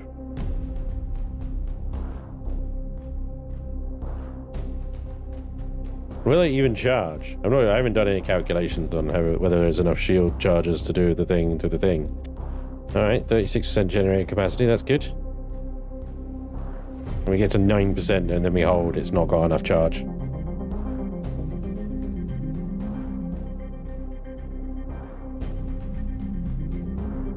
Will it charge? 11. It will charge. It's slow. It's really slow. Okay, that's fine. Okay, fine. Shields down. What we'll do then is we'll take you off there and we'll change you to a charger. There you are.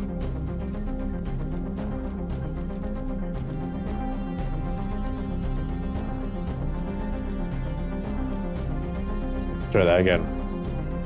Shields up. 155,000. Look at the difference.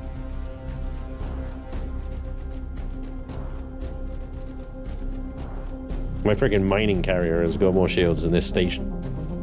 And that thing's got engines. 4,000 over CPU now. This thing has got a ridiculous amount of stuff in it. There we go. It's charging much quicker now.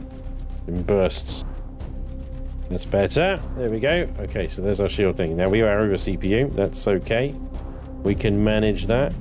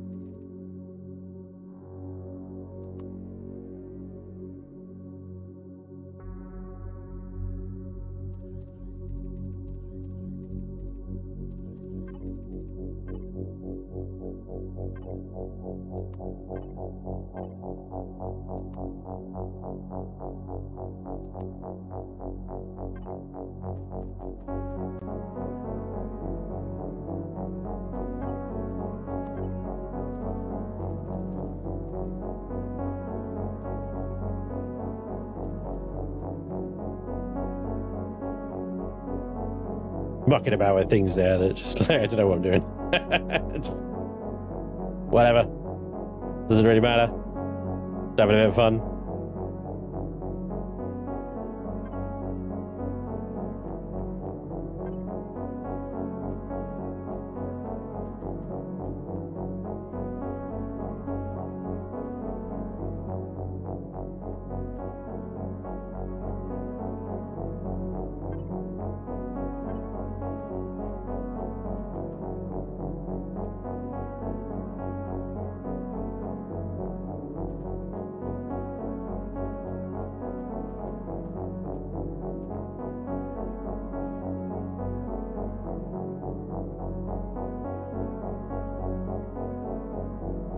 Nice to see you playing Empyrion after a video made the other day. Not complaining though. So what are we building? Hey Nomad. Well, we're continuing the builds that I've committed to at the moment. So, and the thing is like I think a lot of people got the wrong end of the stick with that video. I'm not abandoning Empyrion.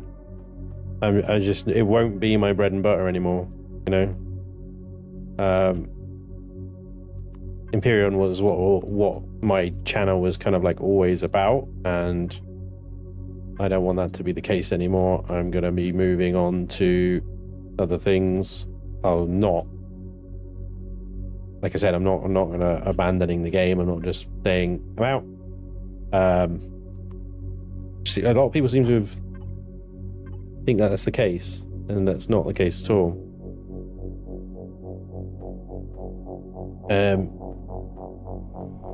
It's just probably going to be a lot less content on Empyrion than historically there has been, you know what I mean?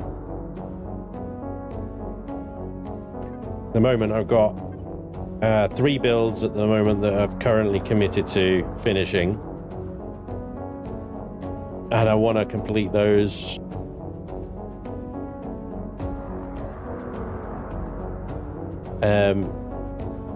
before moving on to whatever the new thing is, you know?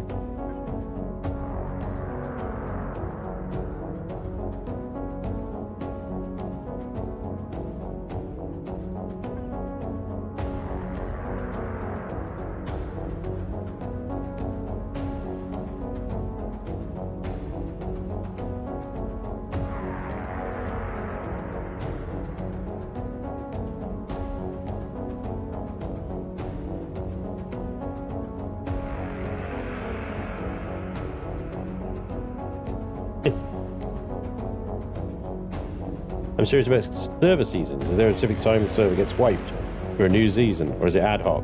That was very much ad hoc. Yeah. It's a funny one because I get a lot of people sort of complain to me about server wipes. Oh, you know, I don't want the server to wipe. I don't want to play, and if all my progress is going to get wiped out, that sort of sentiment, right?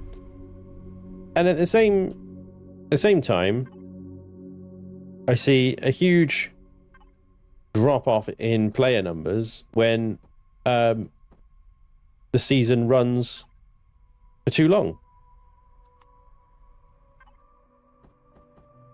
So it is such a confusing situation because it's like, okay, I don't want to wipe the server because, yeah, obviously it's really annoying if you're playing and then you've made all this progress and then the server wipes, but you've clearly finished playing. So what do you want to do? What's gonna bring you back or keep you playing? Or what can I do? Wipe the server again so you can start? I mean, for me, the best part of Empyrion is the start. It's that initial survival phase. And I think a lot of people share that sentiment. And certainly, you know, that reflects in player numbers when the server's brand spanking new. Not when it's been running for a couple of months.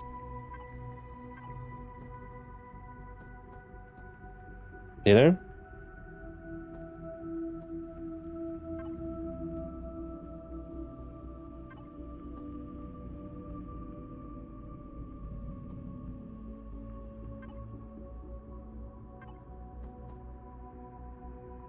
So I get a very sort of confusing feedback, shall we say, on the server.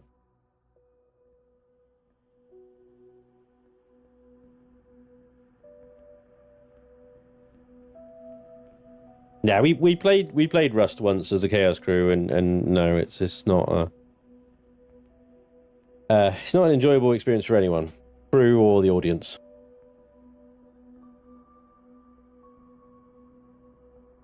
Fun part of Empyrion for me is the struggle at the start. Yeah, once I have a CFE and done a few large POIs, then I get bored. Yeah. New editions bring in a lot of players, but then everyone says they don't want one. Yeah, I know. Chaos crew could also do GTA. We did GTA once, Kevin, and we had to stop playing because of the hackers. Basically, a hacker saw our stream and then decided to troll us until we stopped streaming. That's GTA 5 for you. GTA 5 is fine when you're in a private session doing a heist. The second you go back into a public lobby, and this hacker is all over you. Like, it's ridiculous. So yeah, no, I don't think we'll be going back to that one again. Unfortunately.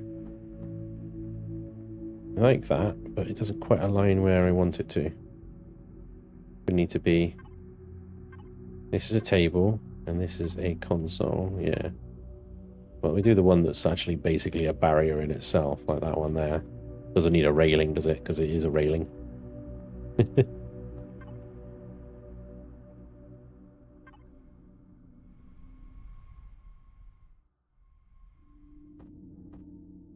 What is this wall here? Oh, that's an elevator shaft. Shaft.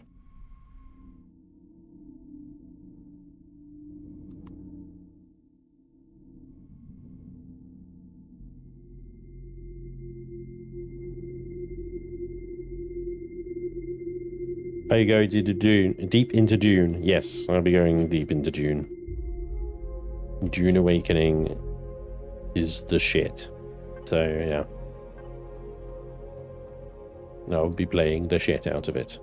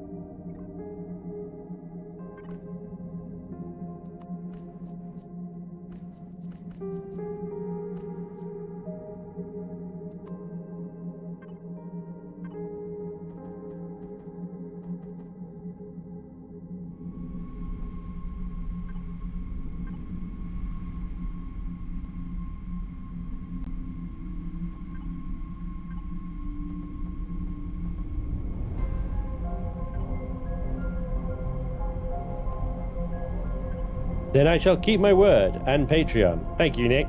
I appreciate you, buddy.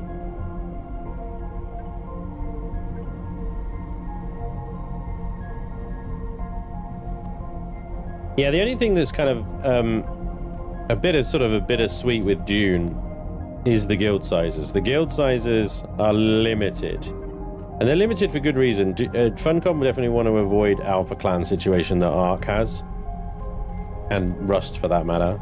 You know, they don't want a server, and bearing in mind that a server has like a 40-player limit on it in the PvE areas. So if you have a if you have a a clan that's bigger than 40, then essentially you get that whole clan log in, that server is full. That PvE server is full. So you can kind of see the logic of them restricting this, the sizes from a performance point of view. They don't want the performance to be negatively impacted by too many players, and that therefore limits the player numbers that you can have in a guild, right? Because a guild is all going to want to be on the same server. So a guild size is, as far as I'm aware, at about 32 or 34. I can't remember exactly.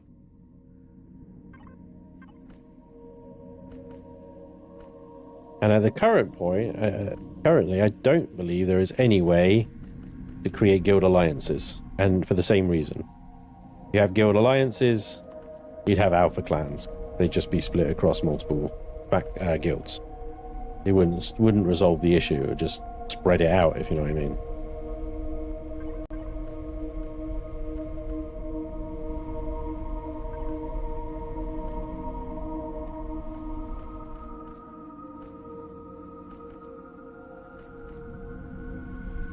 So it's bitter because I would like to have more of a community kind of theme around the guild and have more of you guys join and so on and so forth.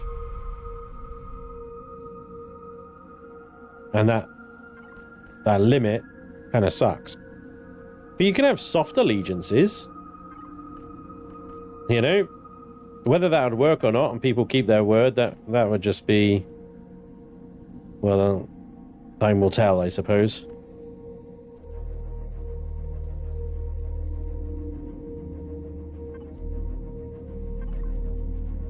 And anybody that breaks the kind of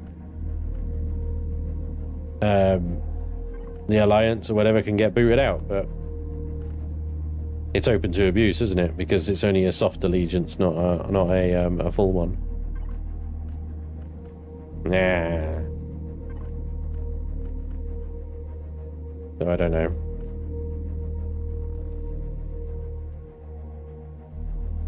Tricky. Do you have any tricky?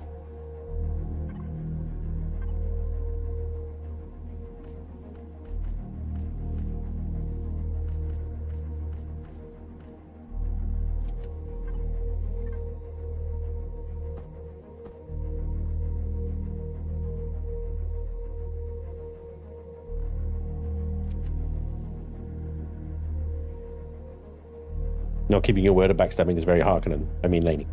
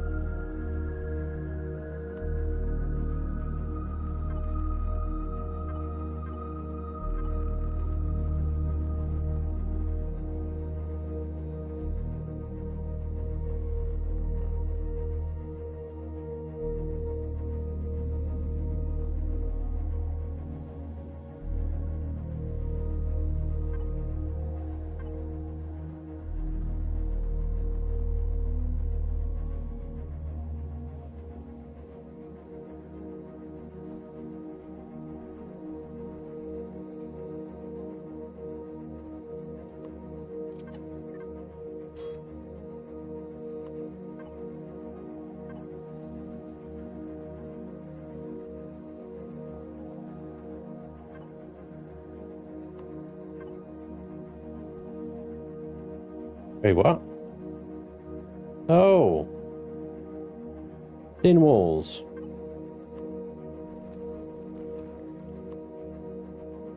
Yeah.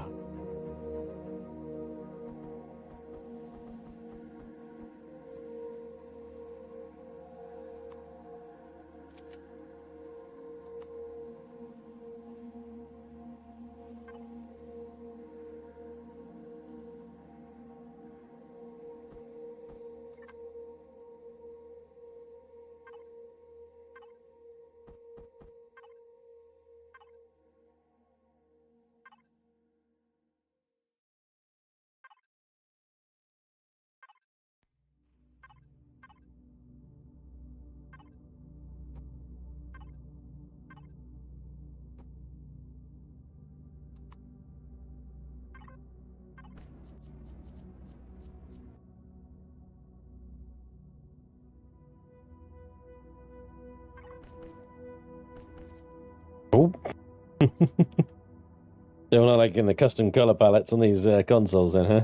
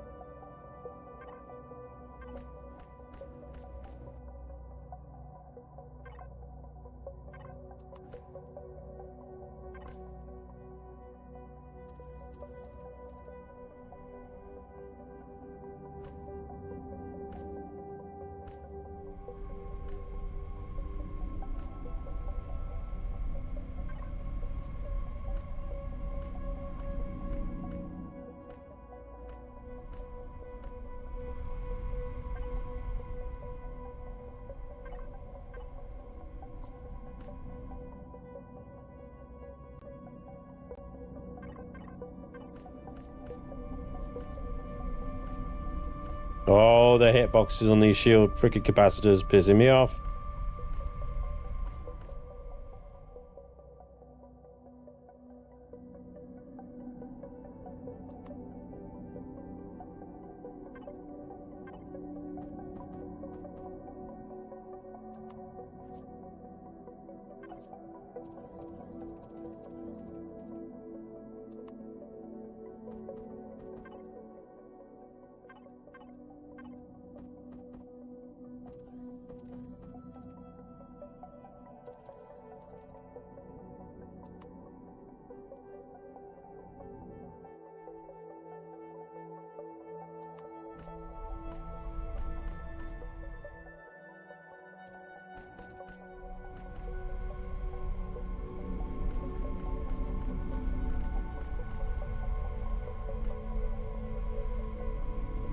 They're all pink now. It's all pink now. The official Laney color scheme is in effect.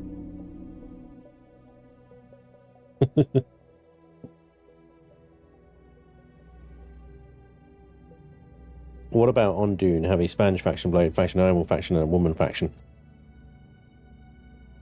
Why did you call it a Woman faction? Oh my god. Well, the problem with that is that we want to play together and be in the same guild, so...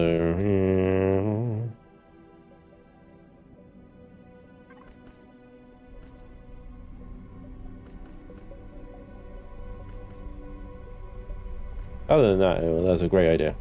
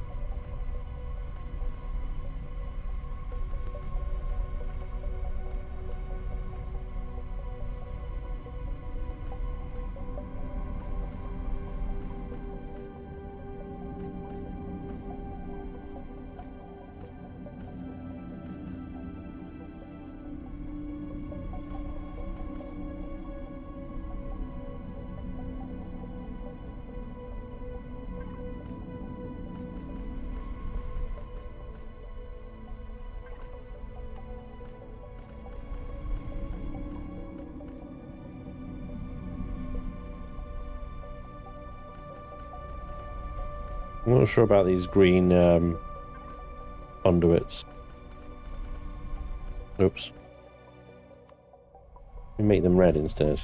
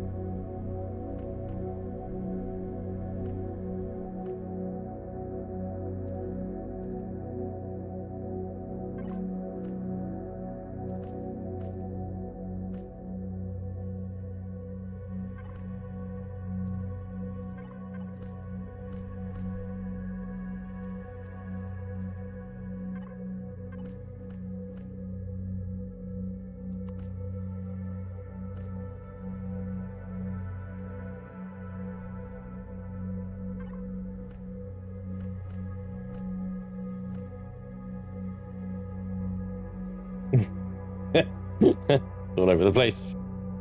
It's all over the place. It doesn't matter. Whatever.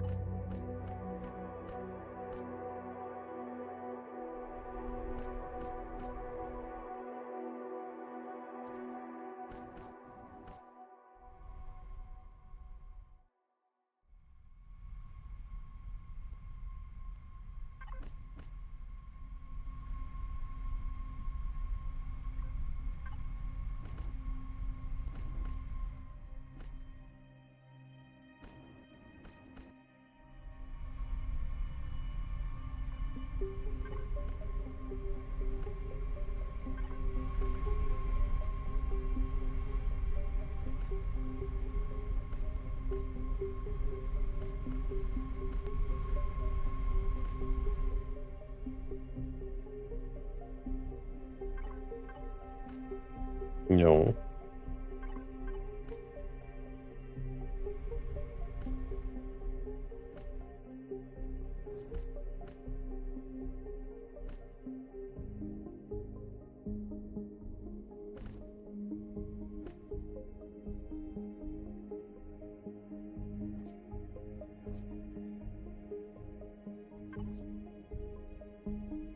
This is very calming. My inner space is back. Inner peace is back. Hey, good, Stuart. Nice one. I'm glad. School run time. All right, Merlin, take it easy, buddy. One angry-looking hole. It is, isn't it? It's an angry hole.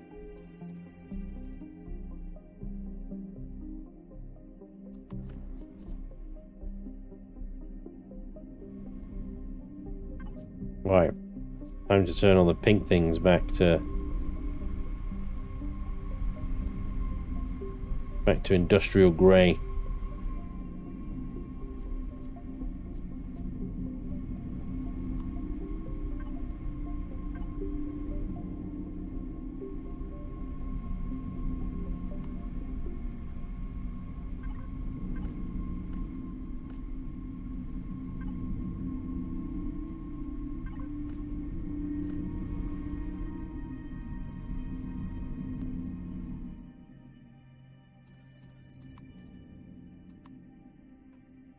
Okay, last thing then, lighting.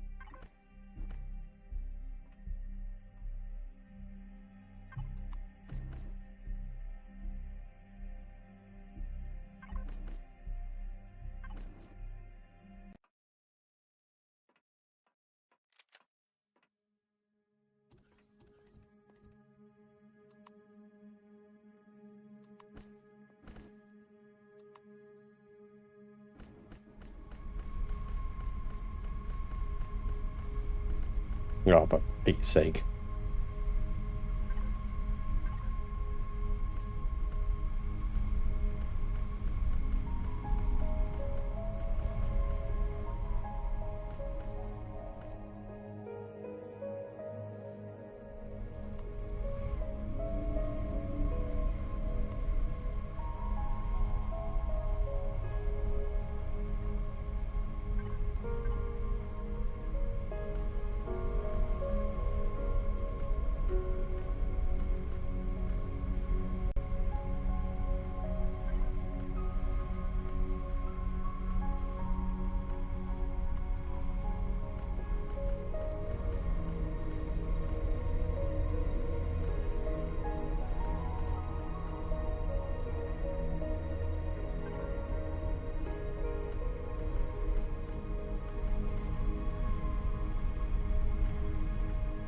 Can't see shit.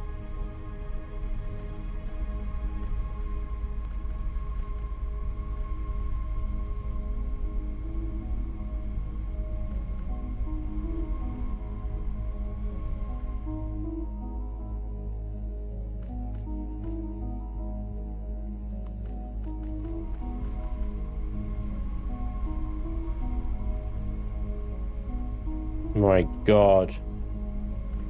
Hitboxes on these things are horrendous.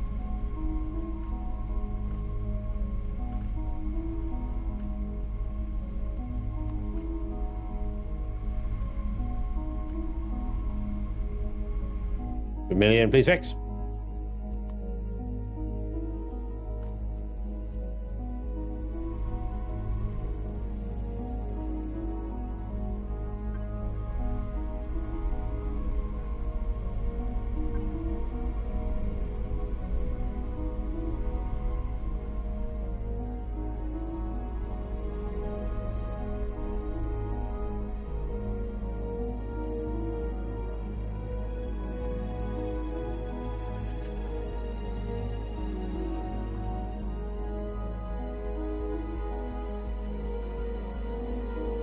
Hey, Anthony. Alright, Draxus, take it easy, buddy.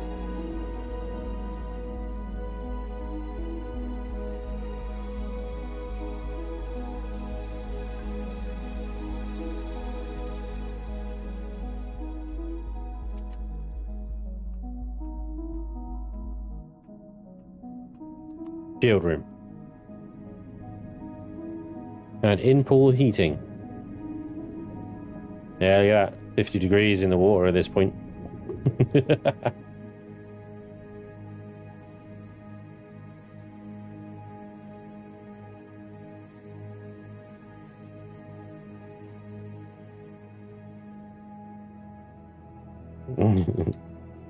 Maybe you should have painted the room before you put the furniture in. Yeah, probably. Yeah, it's a tricky one. That is generally the old adage, isn't it? It's like, put the furniture in first, put the paint on the walls first, and then you put the furniture in. But I don't know where the furniture is going to go, and I don't know what I want the room to look at until I put the furniture in. And then I'm like, right, I can work around that now. Could have taken the shield generators out, fairness, painted all around them, and then done it. Put them back in again. Once I know where I wanted them. True. So why didn't I do that? I don't know.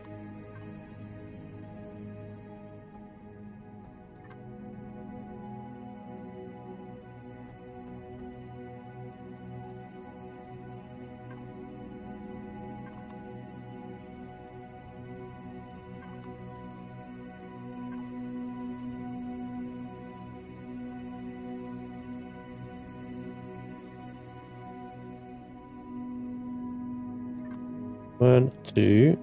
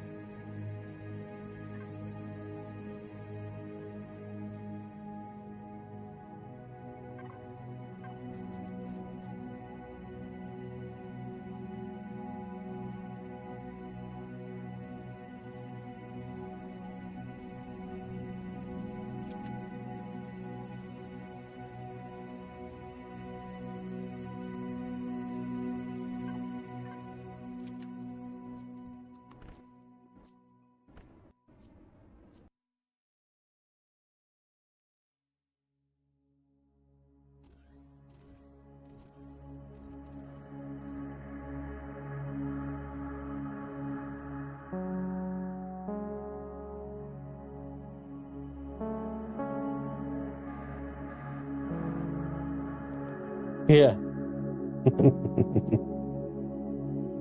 Hey, Marlon.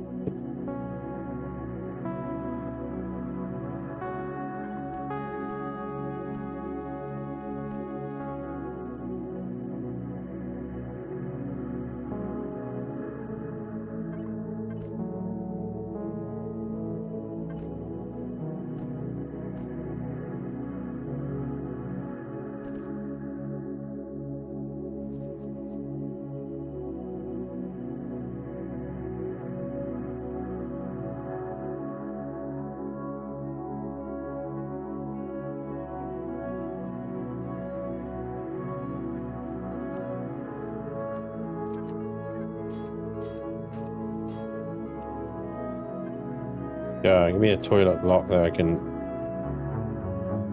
texture the back of, please.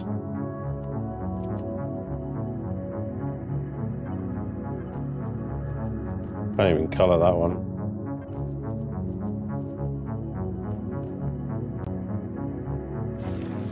Wall hack. Wall hack.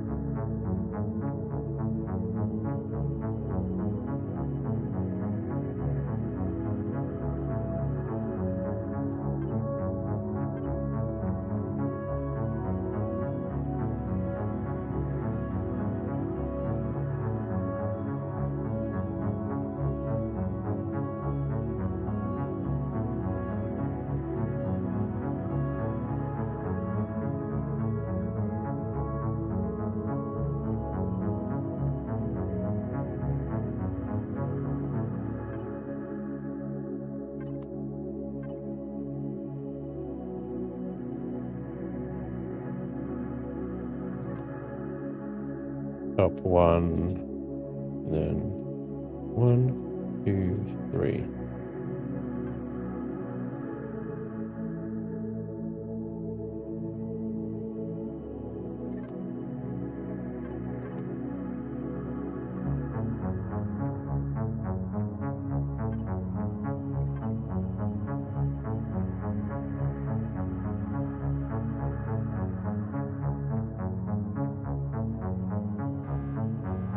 No, not yet.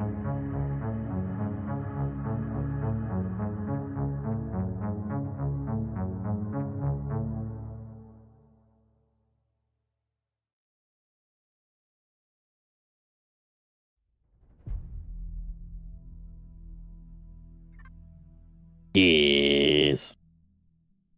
Woo.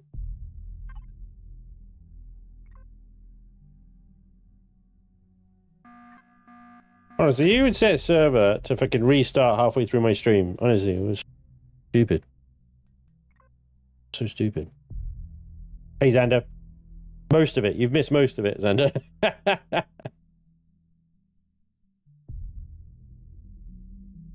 Respect is not given freely. That is something else. Just as Spanj has earned respect for being the best spaceship porn producer around. Sure about being called that, to be honest. Hey, Fluff, thank you very much for the resub. That was like an hour ago. Sorry I missed it. John of Wales as well. I think I said thank you for that, John, but thank you again. Why not? Why not? What's the harm in that? But yeah, June. Gonna be interesting.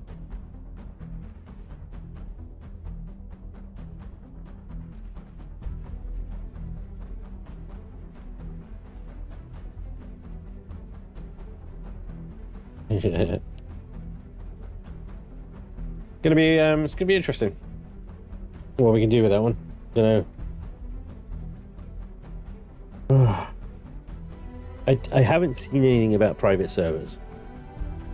I should imagine if that they are going to do private servers, that they would be much later on in the development process.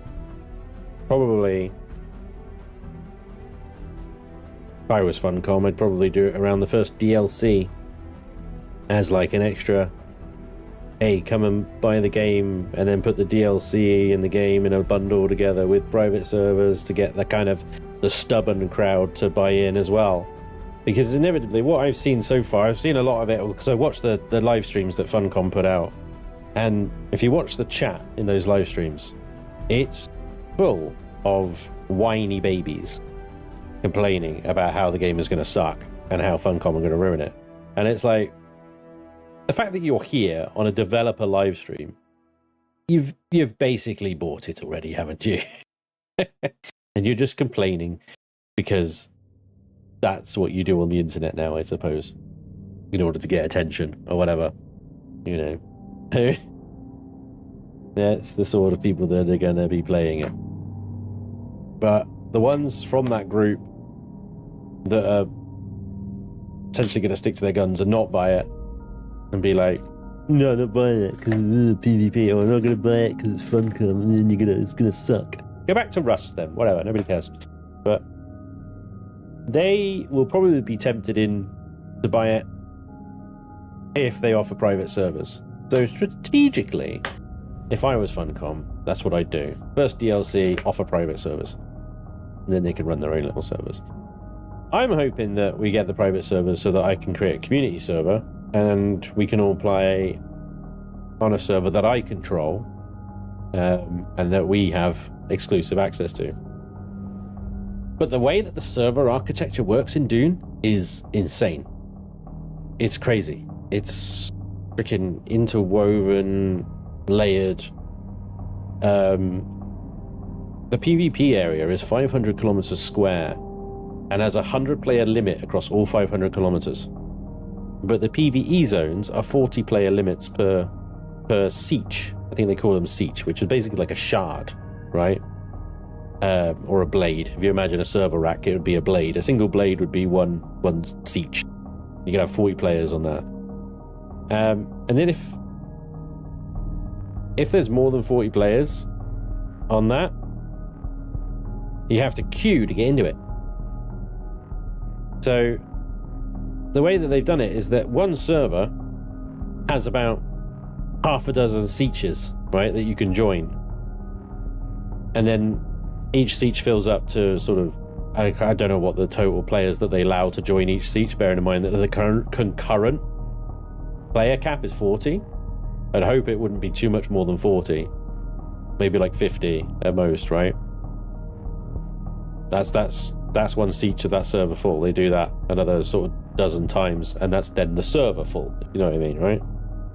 And as long as you are on the same server as your friends, you can then join their siege. They can invite you to join their siege. You can play together and blah, blah, blah, blah. And then when you finish playing, you go back to your own siege kind of thing. You have to be on the same server, but you don't have to be on the same siege. Unless you want to build your base. If you want to build your base that's yours, you have to be on your siege. It's really confusing. And I think that's going to be a problem. I think that is going to be one of the primary complaints. I can see it now coming up. The main complaint will be like, I want to play with my friend, but the freaking blade is full, the siege is full. Well, you can play with your friend. They have to invite you, and then you can join them. Right, but no, I want to build my base with his base, and blah blah blah blah blah. You know, there's just so many problems that can come with that server designer.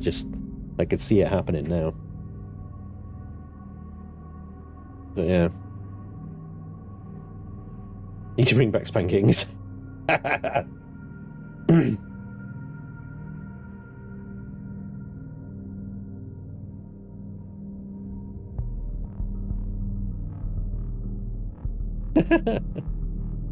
Marlon, I hope that I'd be part of a team involving the likes of Dire Limits, J Randall, Deleuze Decor, I forget names, Philbert Farmer, oh god, who else?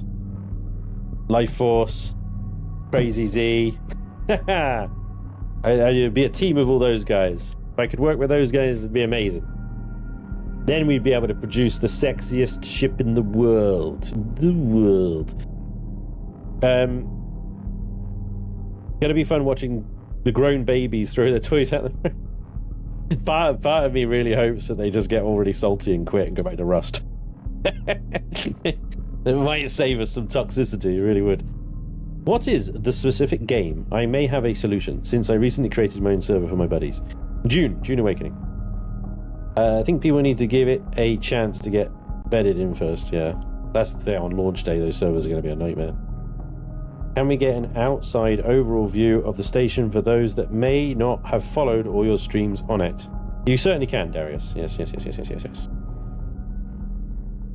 Strange how most of the never spanked gen grew up to be children.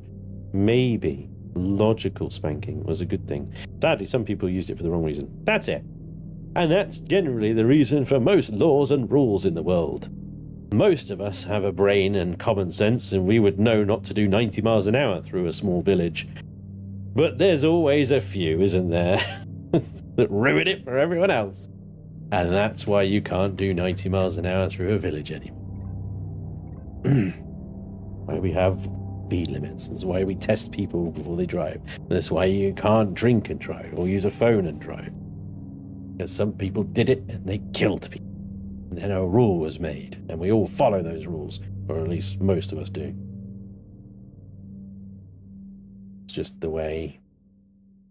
We can't bank our children anymore because some people took it too far and it became abuse.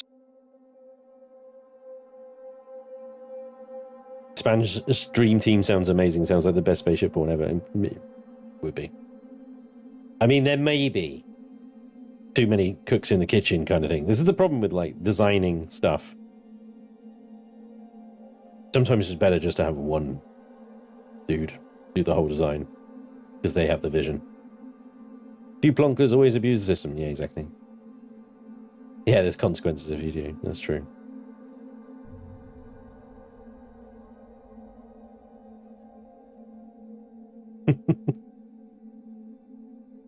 My point is that, you know, rules are put in place because of the few that take the piss and ruin it for everyone else.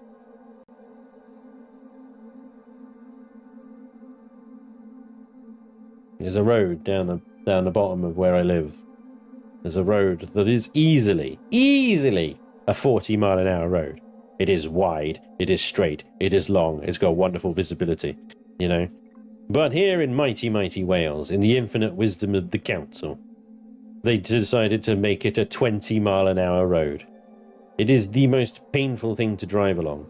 The problem is, right, most people drive along it around about 30 because most people are like, fuck this, right? But every now and again, you'll get the one that stringently sticks to the speed limit and drives along it at 20 miles an hour. And you can always find a queue behind that person of really frustrated people.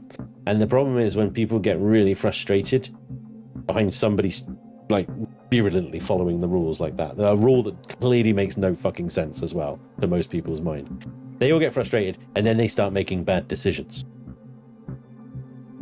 They make bad decisions. And that's when accidents happen. When the frustration builds up, the impatience builds up. Whereas if they made that road 30 miles an hour, you know, there wouldn't be the same problem. People would be driving along and they'd be perfectly happy with the speed. There'd be less frustration, there'd be less impatience, everybody would just get on it. You will, of course, always have the idiots that want to do 40 along it. Of course you will. But there's case in this particular case where the rule goes too far. Doesn't take into account the nature of the road, you know? I get it, safety thing. Where the fuck is all the servers? It can't be still rebooting, is it? Balance is everything. Balance takes time. Trial and error. Takes feedback.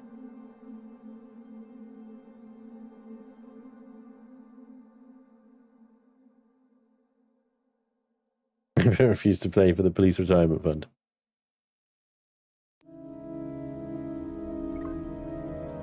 Yeah, it was hiding from me all along. Look at that.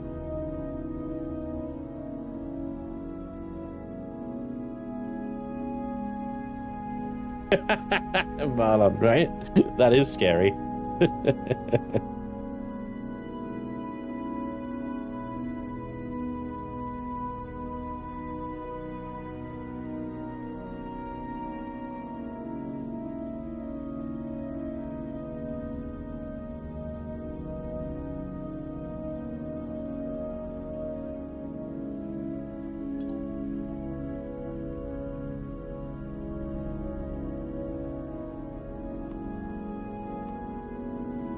Yeah.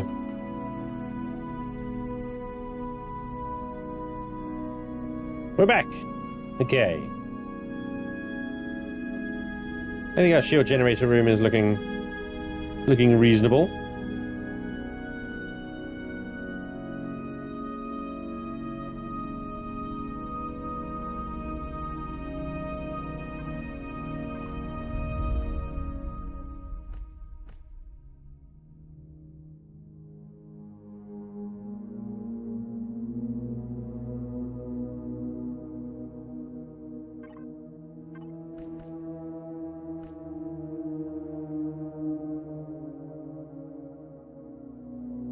Oh boy.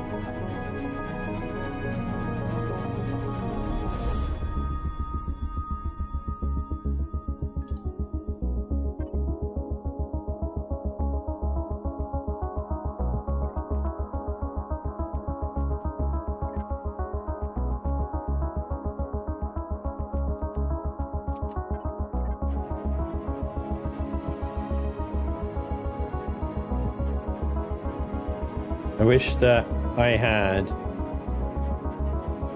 this, or this, to be honest. I don't know. It would just be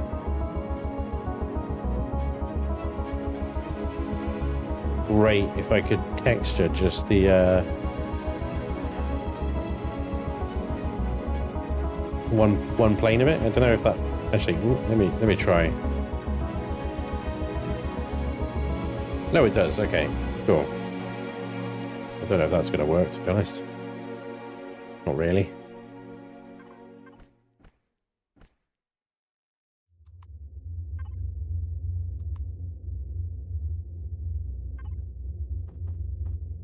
Oh, you wanted an outside view of the station, didn't you? Sorry, Darius. The outside hasn't really changed much. That's the problem. The oh shit.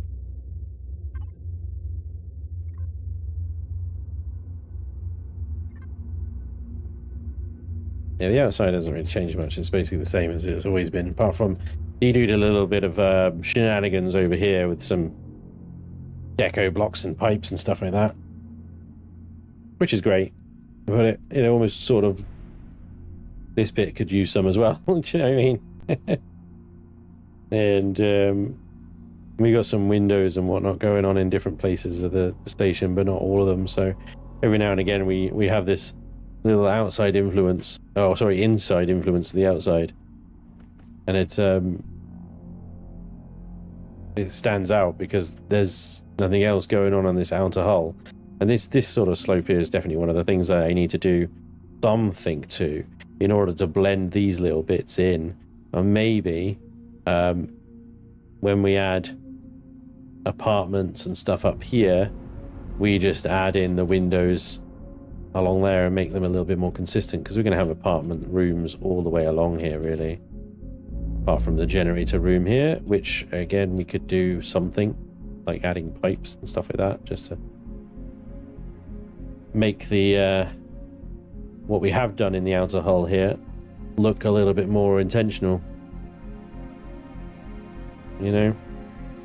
In terms of the arms and stuff, I'm going to pretty much leave them as is, apart from maybe some accent coloring. This stuff here, I might reduce this down to, it is already that black. Yeah, no, probably should stay that, to be honest. But I might change the texture. So instead of that texture, I might make it one of these other ones, like that one.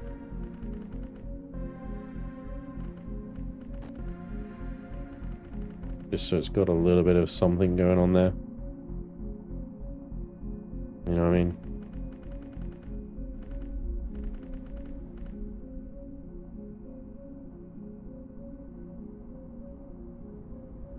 But yeah, otherwise the outside's pretty much going to be fairly plain. I'll do some contrast coloring around the sides, see at different faces, at different shades of grey and stuff. I don't think I'll add runway lights. If I did that, it would up the size class too much. This can be a lighter grey along there as well, on the other side as well.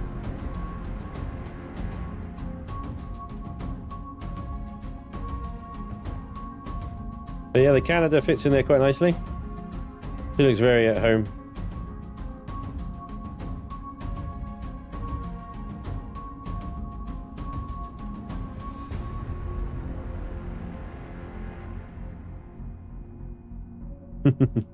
There you go, Kiri.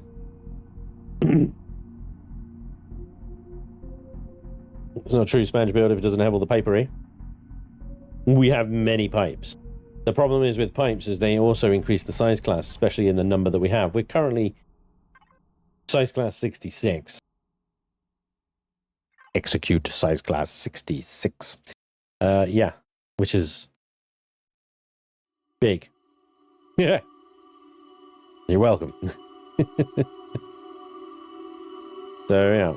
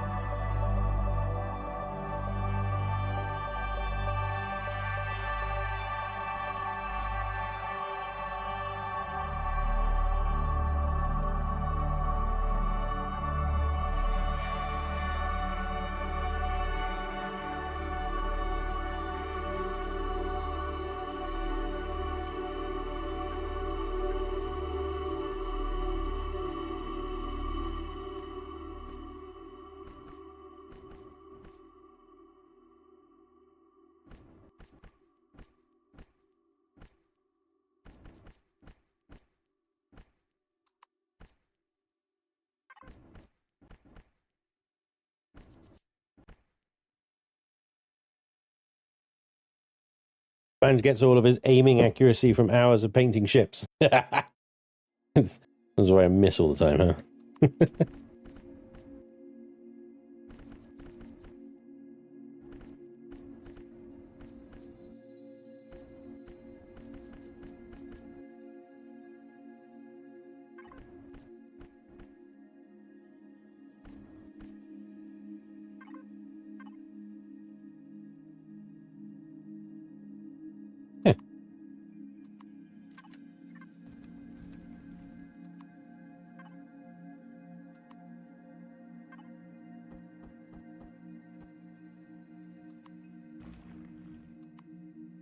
Alpha big take.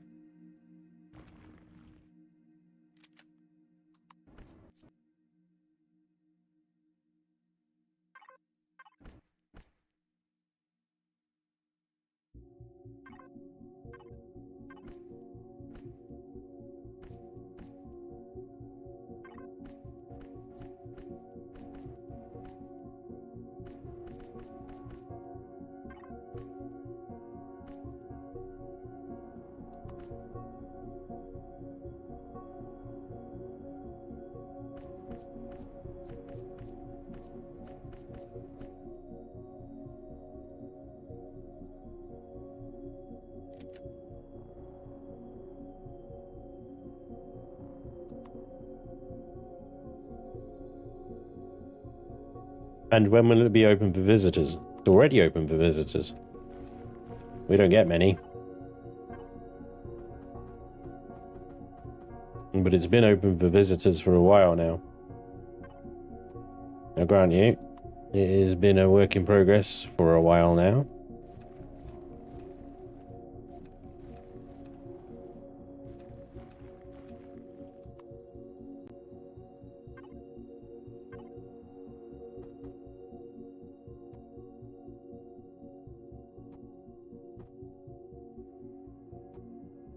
The problem is with any player-run shop on Empyrion is there's nothing that we sell that players can't get themselves, and that makes it basically a pointless thing, really. We'd have to set up a scenario specifically with player trading in mind, where items were restricted or extremely difficult to manufacture.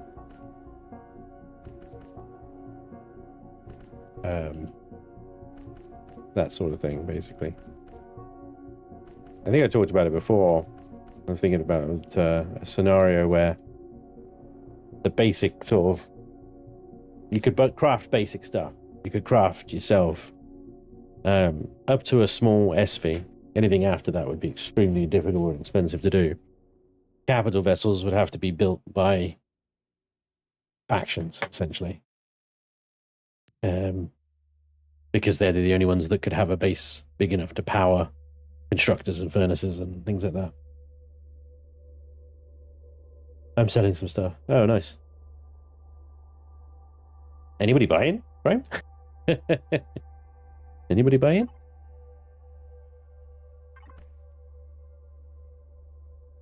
Most of the SpanjCo faction, I mean, the server's completely dead, basically. Everybody's stopped playing, pretty much. I get about 5 people now that are sort of actively playing, still on the server.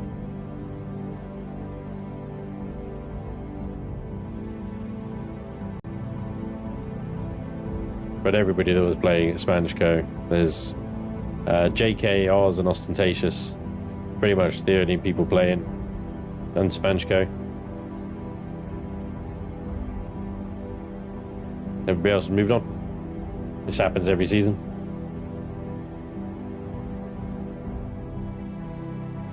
Just the way it goes. Like I said before, best part of Empyrion is right at the beginning, usually.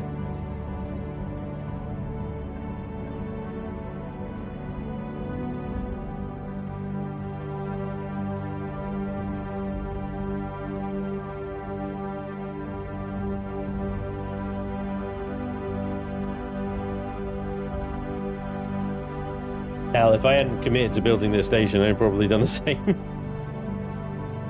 Yep.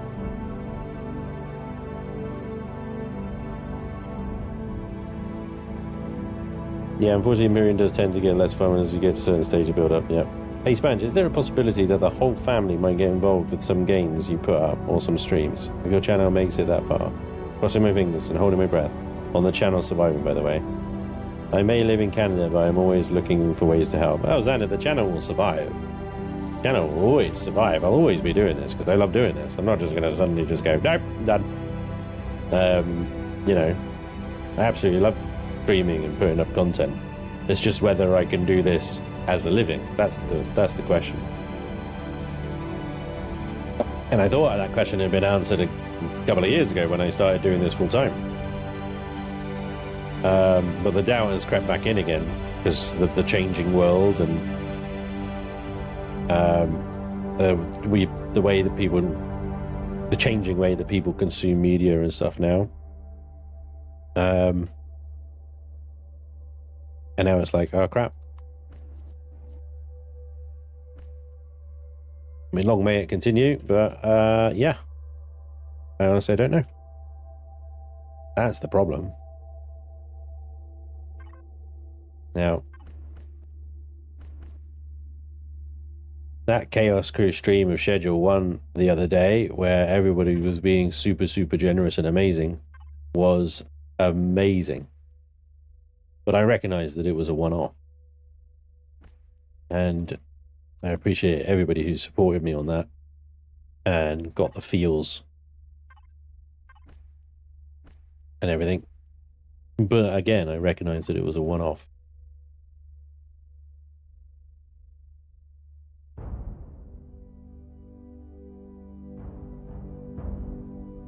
So yeah, it's still the same questions, still the same doubts in place, you know. We'll see how things turn out with Dune Awakening, see what kind of game that turns out to be. Whether it's a long-term sort of play game that we can keep coming back to, like Empyrion here, or whether it is another flash in the pan, as it were, you know.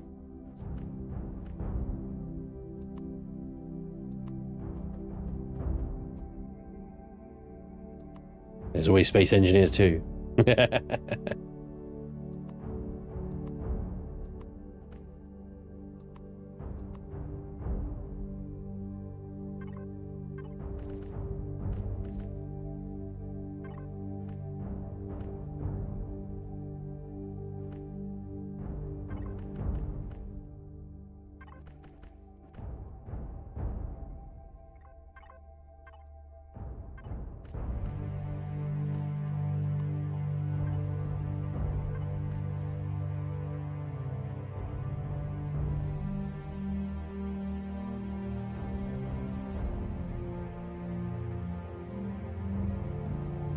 In this elevator shaft, and I'm like, it reminds me, this entire freaking shaft has got to be done, and then there's this bit up here, the control tower. I don't know why there's big glowy blocks there, but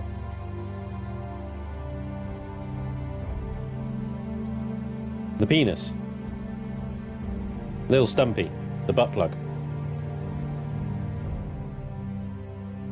The appendage on top.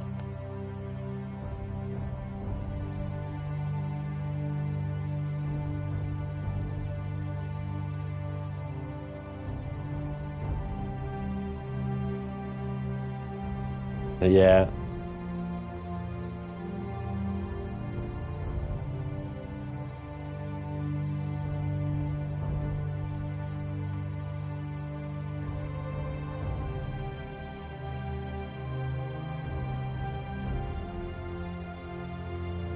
Oh yeah, I think these friggin' hotel rooms.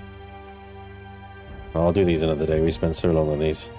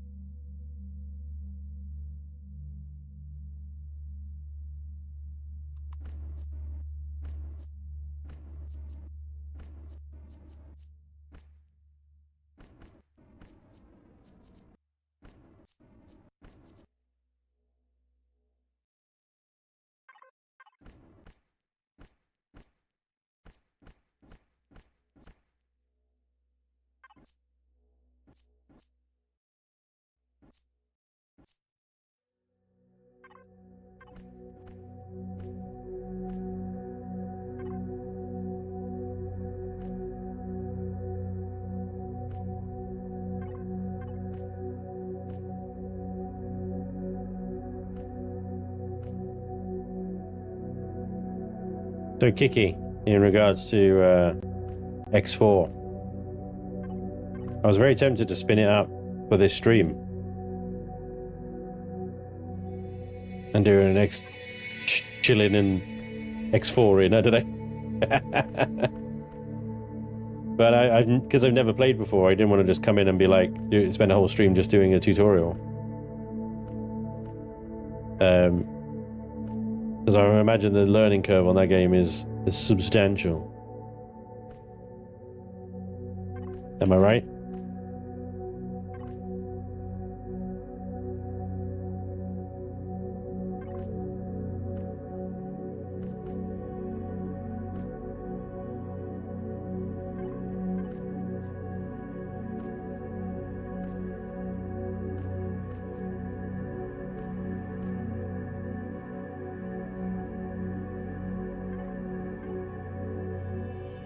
All right, Kevin, take it easy.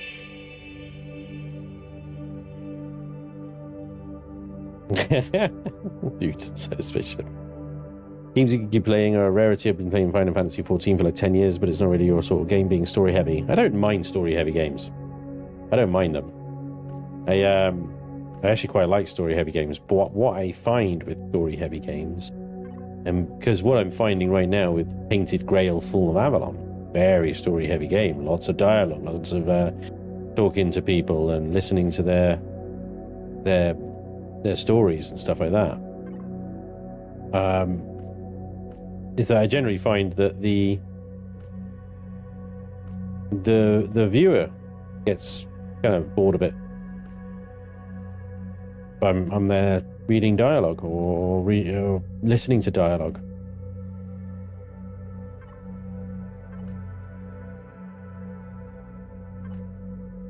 See this, it's quite amazing. You can actually see in the statistics, like if I look at the Tainted Grail statistics, the analytics of it, and you watch the audience retention, the moment I start talking to an NPC, you can see that graph just go yoink in viewer retention. It's crazy. I've seen you skip dialogue. Yes, I have skipped dialogue. If the dialogue is boring to me, I'm gonna skip it. Like, you know, if the quest is more interesting than the dialogue, or the dialogue's being annoying and the person freaking talking is being annoying, I will skip it. Like that freaking museum dude. It's like, I don't want to talk to a tree ant right now. No.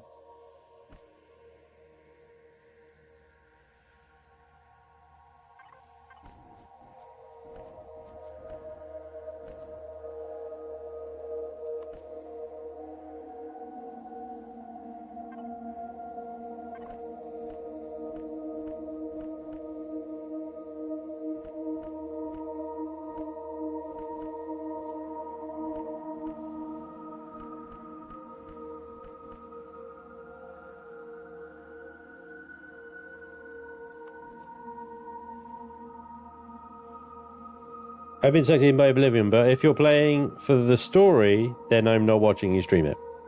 Now, if you're speedrunning and trying out builds, then I'm interested. Too many spoilers for my taste, though.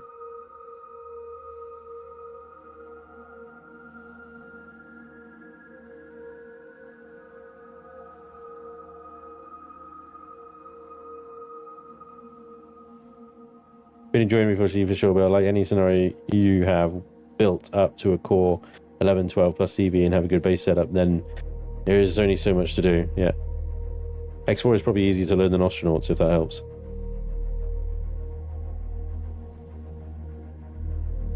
Everybody and their mother is streaming Oblivion right now, it seems. Yeah.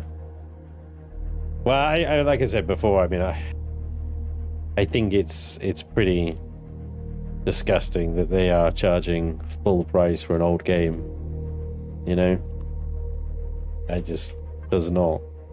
That does not sit well with me. I'm not paying £50 for a game I've already played that's just got a fancy new coat of paint. And I get that, you know, they've added a bunch of stuff and blah blah blah blah blah, but nope.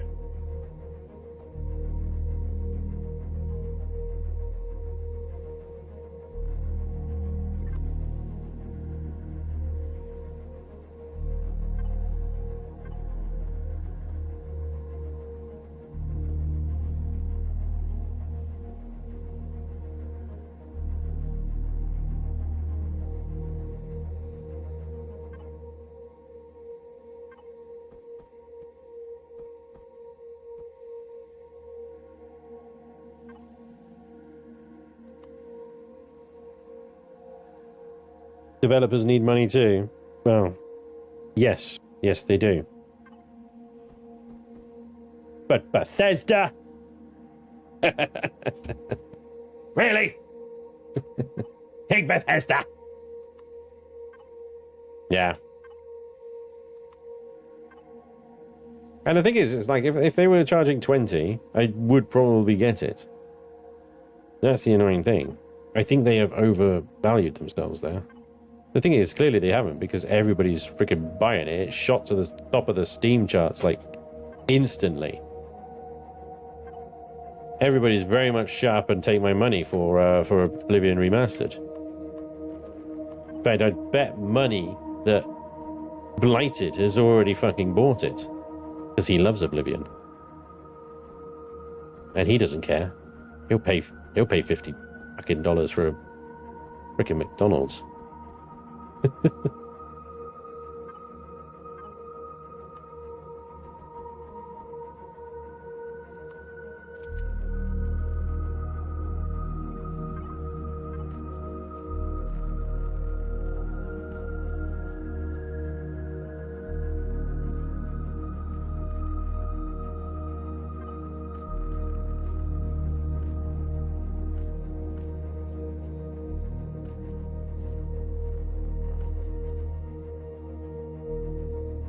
FOMO. I got it for the cost of Game Pass. So technically get it for less than 20. Yeah, true. 882,000 players at its peak on weekday. Probably cracked 200,000 this weekend, I'm sure. Yeah, if you already got Game Pass and you're already paying Game Pass, then win-win, isn't it? You may as well. I know it doesn't fit the niche of this channel, but maybe going back to Valheim for a bit. Remod it. I have a few ideas. Valheim is the modded server I am running for my buddies. They added 2 new bosses since the last time that I played, not to mention 3 new biomes, as I seem to recall. There are a lot of mods that I know that would work well and love to share, possibly even do a community server on it. I've had a community Valheim server for a while. I need to actually spin it back up again because it went down last when I moved servers. And we did the last Ashlands update as Chaos Crew. We got all the way to the end boss and beat it, and we always generally run with Valheim Plus because of the just the quality of life stuff on it. Valheim's a good game, but it doesn't have the viewer retention that I need. It's actually not a very popular game to watch. It really isn't.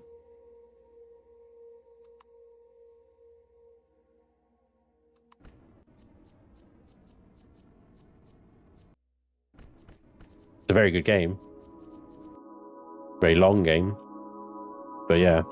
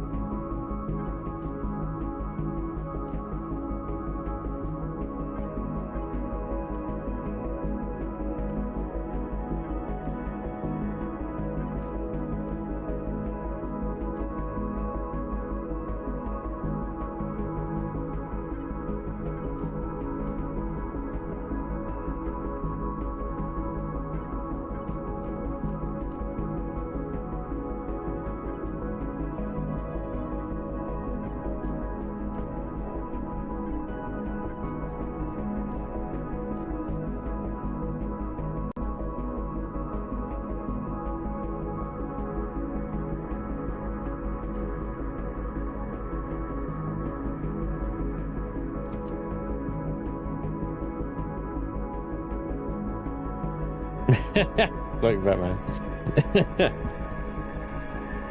$50 is about right for a Big Mac and fries in the US right now. Dude. This is why I'll likely never play an Arc game. I was initially okay with buy Arc 2 and get Unreal 5 Arc free. But you have to buy Unreal 5 Arc, and we're shutting down the original server. Modern PC gaming is now a pastime of the rich. They are trying to rinse you for as much money as they can, like Apple do. Especially if,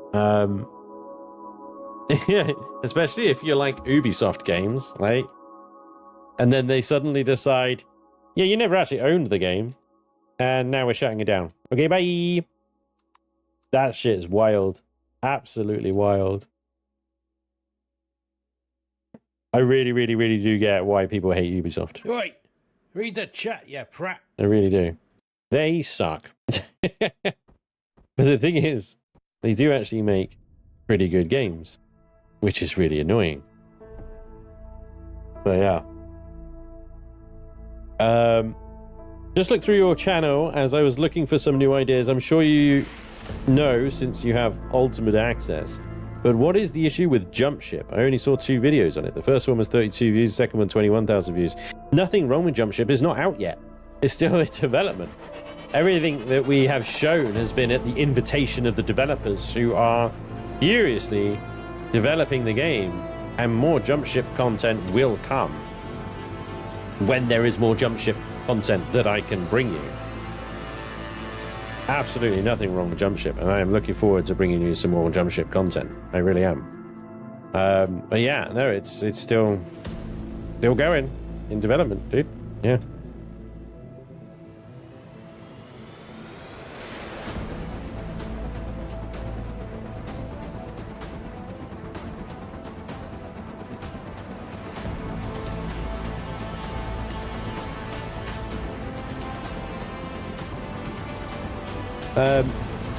Spanj, have you looked at Forever Skies, Lost Skies, and Soul Mask? So Forever Skies, I've done 2 series on it. Lost Skies, I featured during Next Fest, and Soul Mask I featured during Next Fest. Both Lost Skies and Soul Mask I thought were kind of, they're alright. Soul Mask was very much like a lot of the other games that I've been playing, that I've seen coming out recently. Sengoku Dynasty, Bellwright, Asuka, Soul Mask. They are basically carbon copies of each other with slightly different looks. You basically hire a bunch of NPCs to do most of the game for you after grinding away for hours yourself and building a little settlement. Not a bad concept of an idea, I like it, but in every single case, they were buggy and glitchy as hell. Forever Skies is a good game. It is a good game. It's very story focused. So the problem with Forever Skies is there's no replayability, not really. Yes, you can build up your airship and have a lot of fun customizing that, but even that only holds your attention for so long. So yeah, I've done 2 series of Forever Skies now. I realized that 1.0 came out, but I don't feel particularly compelled to play it again. I know that they've finished the story mission or something now with 1.0. Unfortunately, that ending was spoiled for me because somebody posted the ending without a spoiler alert. I ended up reading it and then going, oh, for Pete's sake. So now I know what happened, which makes me even less sort of compelled to go back and play it again. Which is a shame because, like I said, it's a very, very good game. And the thing is, like this chat, it was what's amusing me right now is this chat is exactly what I was trying to explain on that video. Like the amount of different games that you guys are all suggesting for me at the moment is exactly the problem, right? No matter which one I ultimately choose, for most of you, it'll be the wrong one. And there's nothing I can do about that. There's absolutely nothing I can do about that. There's no way around it, right? It'll be the wrong one for most of you. Now, a lot of you might tune in and go, oh, I'll give it a fair whack. You know, brilliant. And that's great. But we are all, or like a lot of us, are all here because of our shared interest in this game, Empyrion. But that doesn't necessarily mean that the next game that I'll play, we all have that same shared interest. You know what I mean? It'll be divided, and then it'll divide again still. And, you know, the fact that everybody's saying, try this, try this, try this, try this, try this, try this, try this, is exactly the problem. You've all like different things. You're all into the different games. Whichever one I choose is the wrong one. And that's fine. But now, hopefully, you see my dilemma, right? There is no right choice. So the only right choice that I can make is the game that gravitates to me the most.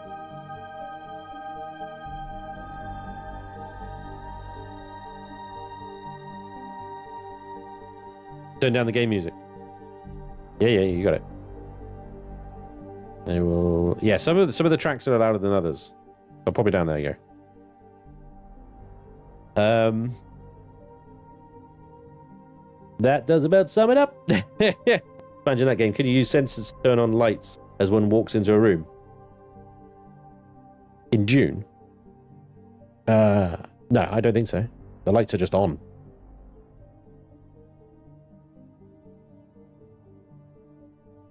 Oh man, that really sucks. I picked up Forever Skies like 3 weeks before it went 1.0, so we waited and started it. Nice. Enjoy. It is good. It's a good game. Where is this station located? Would love to come by for a look after the stream is over. It is located in a system called Rakshamas. It's a K2 V-Star system. Rakshamas. Once in Rakshamas, you head to the UCH sector Alpha 106864, and it is located there. Just be aware that there is a large Starship parking area just out of render distance to the HQ, and it is some ways off of the UCH ship. Over here, all of this stuff is out of render distance to the HQ to try and preserve frames. That being said, when you do get here, your frames will probably still dip down to about 30 or 20, depending on your system. Good luck. Enjoy the visit. You should be able to go into the customer entrance without being impeded by any faction locked doors and so on and so forth. And you should be able to look around most of the area up to this checkpoint here. Like the hotel and whatnot, but the hotel isn't done. I should probably do things like this as well. I gotta open up all this stuff. This is public station. Needs to be set to like 000 in order to use them, like publicly. Which is funny. Like every seat, every chair. I think there is a way to do it. You can use a command to set everything. Like this is a group. I think it's like deco or something like that, or seat, passenger seat maybe. But every chair and everything in there needs to be set to public. That anybody visiting can come in and just like, yep. But that might be better when it's a POI rather than a player built structure. Set it as a POI and then do that sort of thing.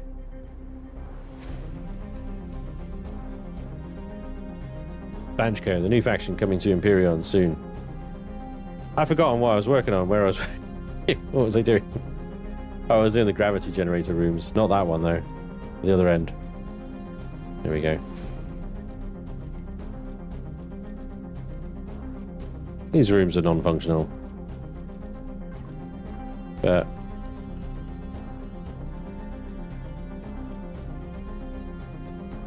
they'll do.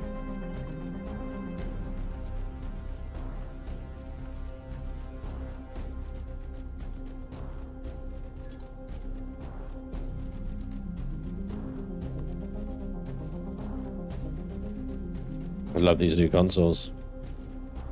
Kind of wish they were a bit automated, but the Galaxy in the background there looks like the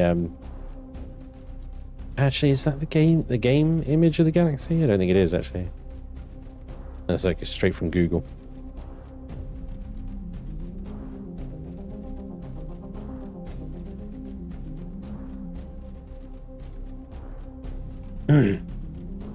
You betrayed our night station. Oh, maybe. Hey, Melts, welcome to the chat, buddy. Will you be streaming Borderlands 4 when it comes out? My gosh, yeah, probably. Man, when will the Chaos Group be 7 days again? The last series was, well, it wasn't good. Yeah, I think we'll be back at 7 days soon. I don't know. We've I wanted to give Darkness Falls a little bit more time to mature. Yeah, it came out with like its version 1. Everybody keeps raving about the Rebirth mod, but the problem is the Rebirth one is Ironwolf's doing his own series on it right now. So I don't want to be like, hey, let's go play Rebirth when Ironwolf's already doing a series on it. It's like, all right, I'm asking the man to play the same thing twice, which is a little bit cruel and unusual, really. That's one surefire way to get him to burn out on it instantly, you know what I mean? So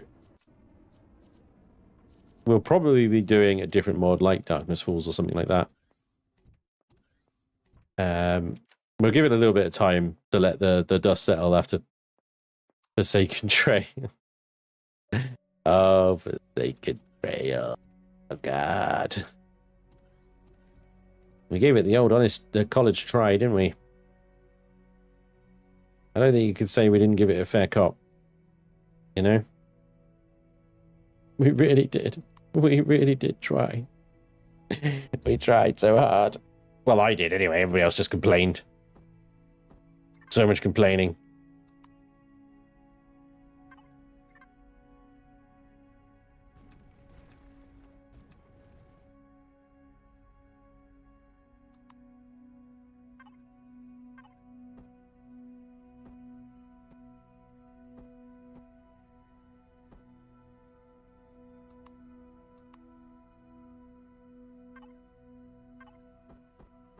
Why is that saying no? Cannot place... Oh. Right. Yeah, yeah. Wrong type. There we go.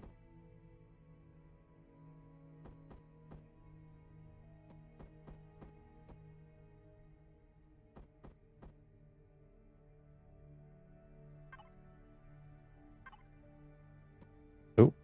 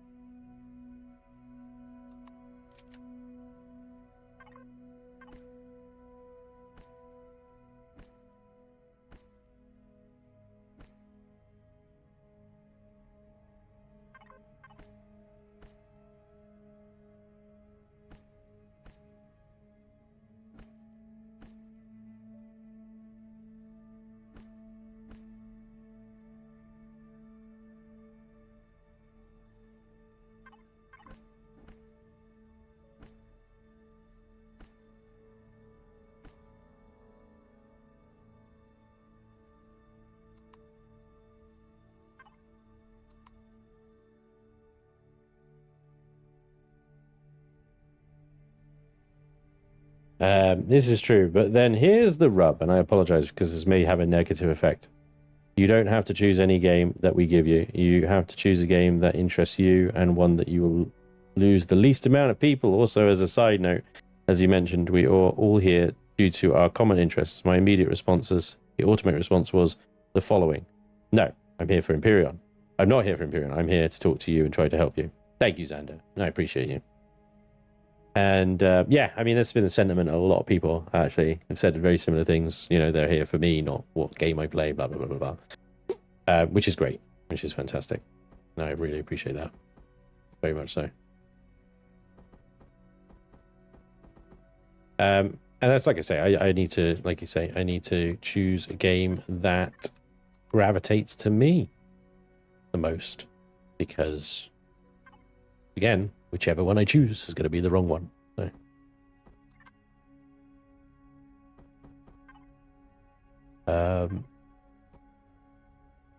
yeah. I've got some upcoming family holiday coming up. I think I've told you guys before, but just in case you weren't around for that, it is... Hang on, let me get the exact dates.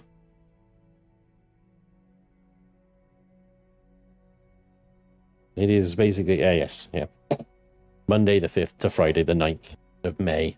I will be AWOL. Or... A. Just A. So yeah, there won't be any streams, probably won't be any episodes. I might be able to get an episode up that week, if I can get one in the sort of the bank, as it were.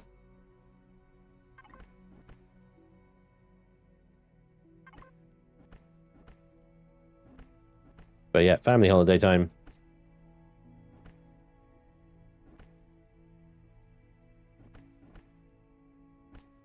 Now, the Sunday, the May the 4th, which is a Sunday, I'm planning to do some Star Wars streams on that. I don't usually stream on a Sunday, but I have permission from the wifey because it is May the 4th, Star Wars Day.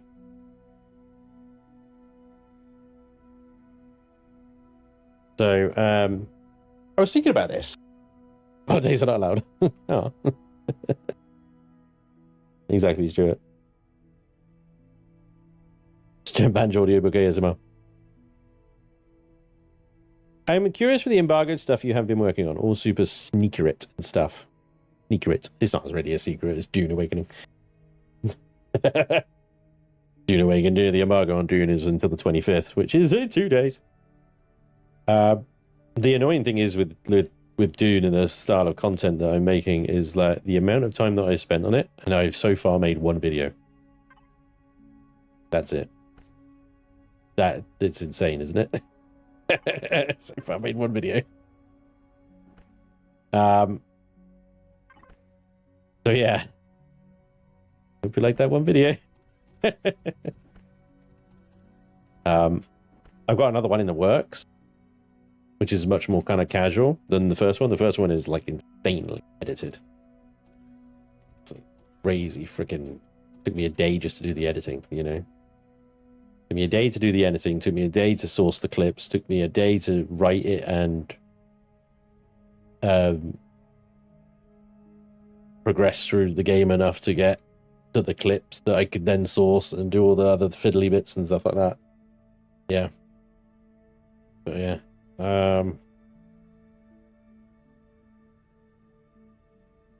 The one I'm currently working on is much more casual.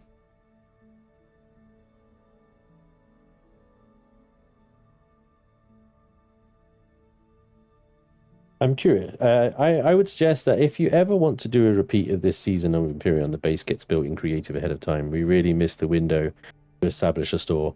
Yeah, I mean, Miss Box said the same sort of thing. Hindsight's a bitch, isn't it?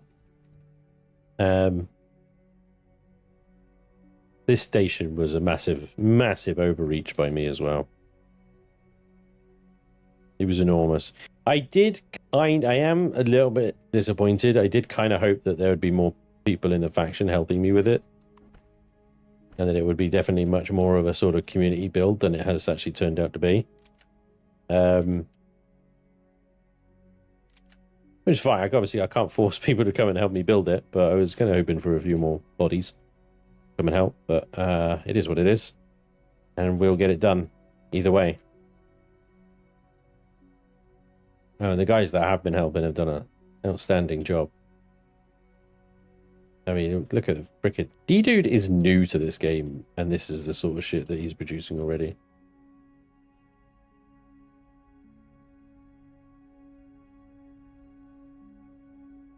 This is all D-Dude.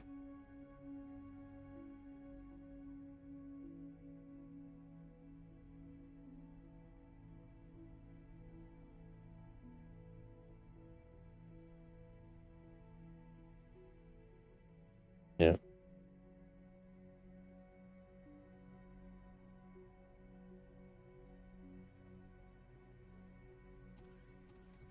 The fact is, people search from videos on games they like, but it is rare to find a streamer YouTuber they like. Well said, Merlin. Nah, I won't watch it. Don't like that game. Just joking. Derp. You got me good there, actually. I was like,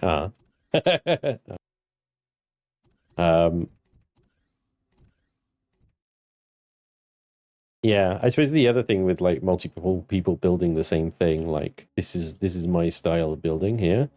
This is the boardrooms and stuff that I built. And the design aesthetic that I went for.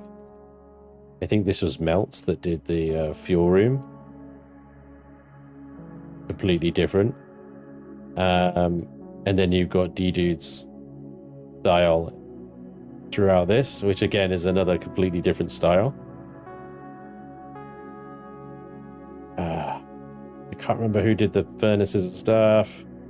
Forgive me. But again, another different style.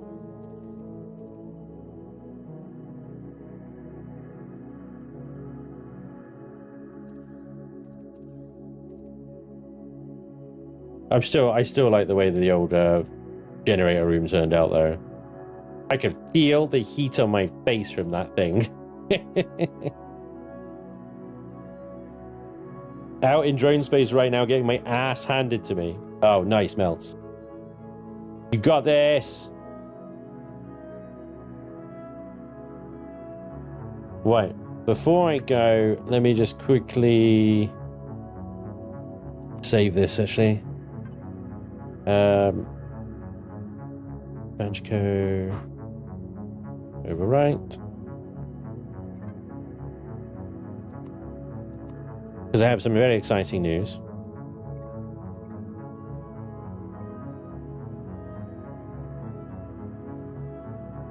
All the styles do seem to fit in together. Yeah, we've somehow managed to merge them all a bit, isn't it?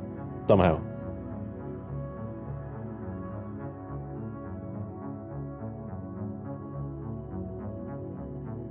Where are the directions to the jacuzzi?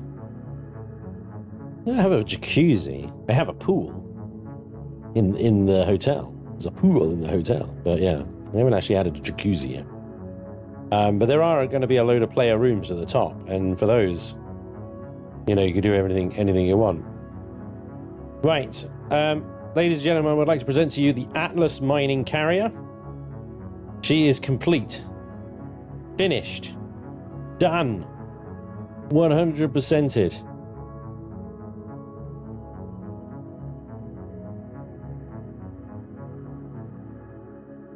Fully textured, fully signal logic, fully LCD'd, fully organized, fully CPU'd to core 13, I believe. Yeah, so 4 quantums, no auxiliary cores. So room to expand with a CPU of 1.29 million out of 1.3. She has 216,000 shields. 25 meters a second acceleration, 11 deceleration. She's slow and she handles like she looks. Size class 21. This will be on the workshop in a matter of days. I just need to go through, take screenshots, do the whole description. Actually publish the blueprint as well, and the sister ship, the mining shuttle that goes along with it, with all the ice drills and everything on it. And get 2 of those in that hangar bay. The Ushan that fits on the back is obviously already on the workshop. So yeah. She's ready to go. She's ready to rock and roll.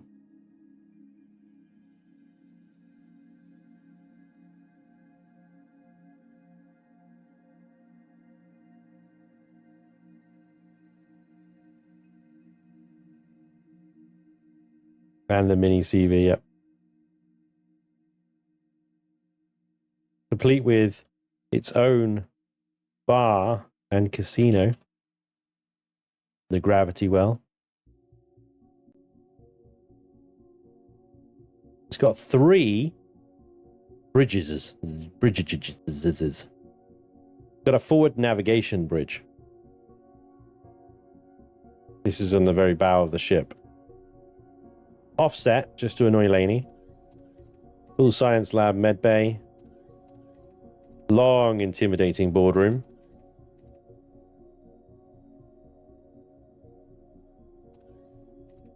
Officers' quarters. Storage room.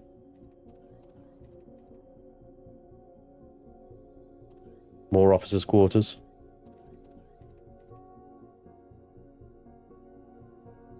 Will you actually test drive her?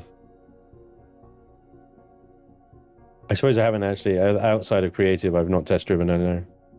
I could fling her into the server and see how she rolls. Or just in my admin game, I suppose.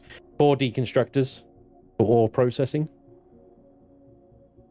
4 SV landing bays. Full directions on all elevators. So you go up here, this goes into the reactor room.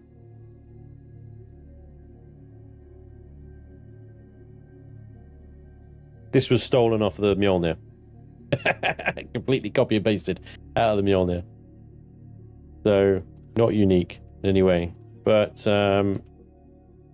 through the various doors and ways out of the reactor room is the ways into the hidden gubbins and secret little bits of this ship. There's many little secret corridors and whatnot.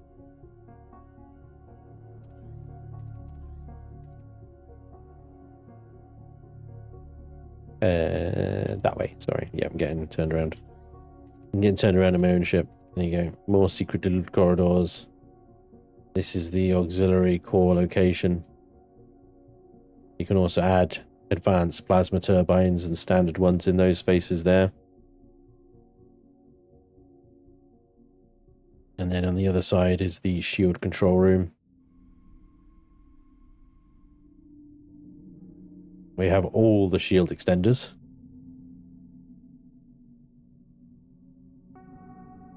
An advanced shield generator. We've also got access through a hatch here into more engineering sections where we've got plasma turbines.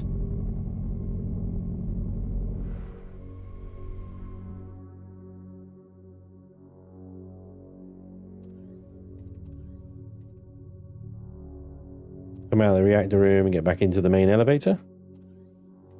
Go up.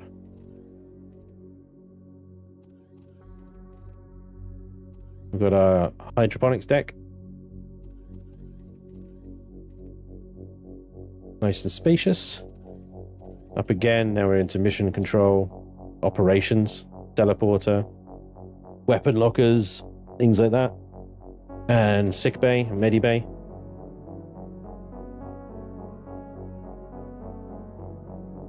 We continue to go up. We're on the bridge, the main bridge. Upgrade instructions for new captains. Main control station. The third control station is actually in the hangar bay. It's right here by the warp drive. And this is so that, you know, if you quickly need to dock, you can quickly get in the pilot seat and move the ship and not have to run all the way to the bow or all the way up to the top, which I realize are 2 very long walks. So for convenience, there is another control station in the hangar bay. There is actually a hatch as well. From this control station, there is a hatch out of the ship here. So you've got nice quick access into EVA. There is no quick exit from this bridge, however. But I figured that one's probably more decorative anyway. Armaments-wise, mostly just GATs for full drone defense coverage. On the flanks, top, bottom, rear guard. It also has a number of missile launchers. So it has no anti-shield capabilities, but weapon systems can be swapped and changed to whatever you want them to be. And if you add those 4 auxiliary cores, you can really load it up on some friggin' guns. It's a mining carrier, not a combat cruiser. That's why it has an Ushan dock on the back. If you need to do some combat, you can whip the Ushan out. She deserves to be part of the playthrough. Time for a refit with the new bridge consoles. Oh yes, I did mean to do that actually. I've forgotten to do that. You're right. The new bridge consoles would actually look pretty sick up here, wouldn't they? There's lots of space for them, so yeah. I might just have to do that before I publish it. Thank you for reminding me. So yeah, on a workshop near you soon. It's done. Finally. The other third and final build that I need to work on at the moment is this, the SV torpedo bomber that we made a couple of streams back. This just needs a full texture job and signal logic, and she's pretty much ready to go. I mean, we tested her a little bit on a static target, so I think what I'll do is test her on a real live one to make sure it actually survives, you know. It doesn't just get blown up instantly. 22,000 shields, very quick. But the question I have is over the hyper laser cannons. The great thing about the hyper laser cannons is they have a range of 900 meters, whereas the mediums are like more like 650. So with this one, you can snipe shields down from a reasonably safe distance, but it's probably going to take a while. If I load them out with like 6 medium lasers, then I'd have to get in a lot closer, but it might be quicker. So still some testing to do on that one. But yeah, once I'm happy with its performance, combat performance, that thing will be coming to a workshop near you as well. And as you want to see how much it costs, the Atlas will set you back 166,000 iron, 43,000 Xena material, 20 rocket thrusters, 17,000 Neo, 48 plasma converters, 28 thruster components, 10 large rocket thrusters, 8 antimatter converters, 226 superconductors, 80 radiation shielding, 120 bridges and 56 matrices, 109 quantum processors, 150 nutrient solution, bunch of large upgrade kits, some robotics, a reactor core, 62 heat exchangers, small bridges for some reason, 14 communication equipment, that'll be the long range detector thing, and 3 alien crew. Why 3 alien crew? And where the hell did I put those? Oh right, the casino. Yep, gotcha. 625 wooden planks. Now where the heck am I supposed to find those? About 10 minutes of mining, yeah. Here's the thing, you need a mining carrier to bring in the mining carrier. You should be able to get most of that stuff with just an Ushan, to be honest. And once you've got an Ushan, then you can start taking down legacy infectors and decimators. Easy mode. It's literally easy mode. Anyway, guys, I really got to go. I am already too late. So thank you very much for joining me today. I hope you've enjoyed. Hopefully I can come back later today with a stream of something as well. And so hopefully I'll see you tonight. Otherwise, I'll see you Friday for some more chaos shenanigans. Hopefully Blighted will be able to join us this time. We can continue dealing drugs. Otherwise, I'll see you whenever I see you. Take care of yourselves. Thank you again for joining me today and being awesome. Enjoy the rest of your day. Stay safe. Stay well. I'll see you soon. Goodbye, everybody.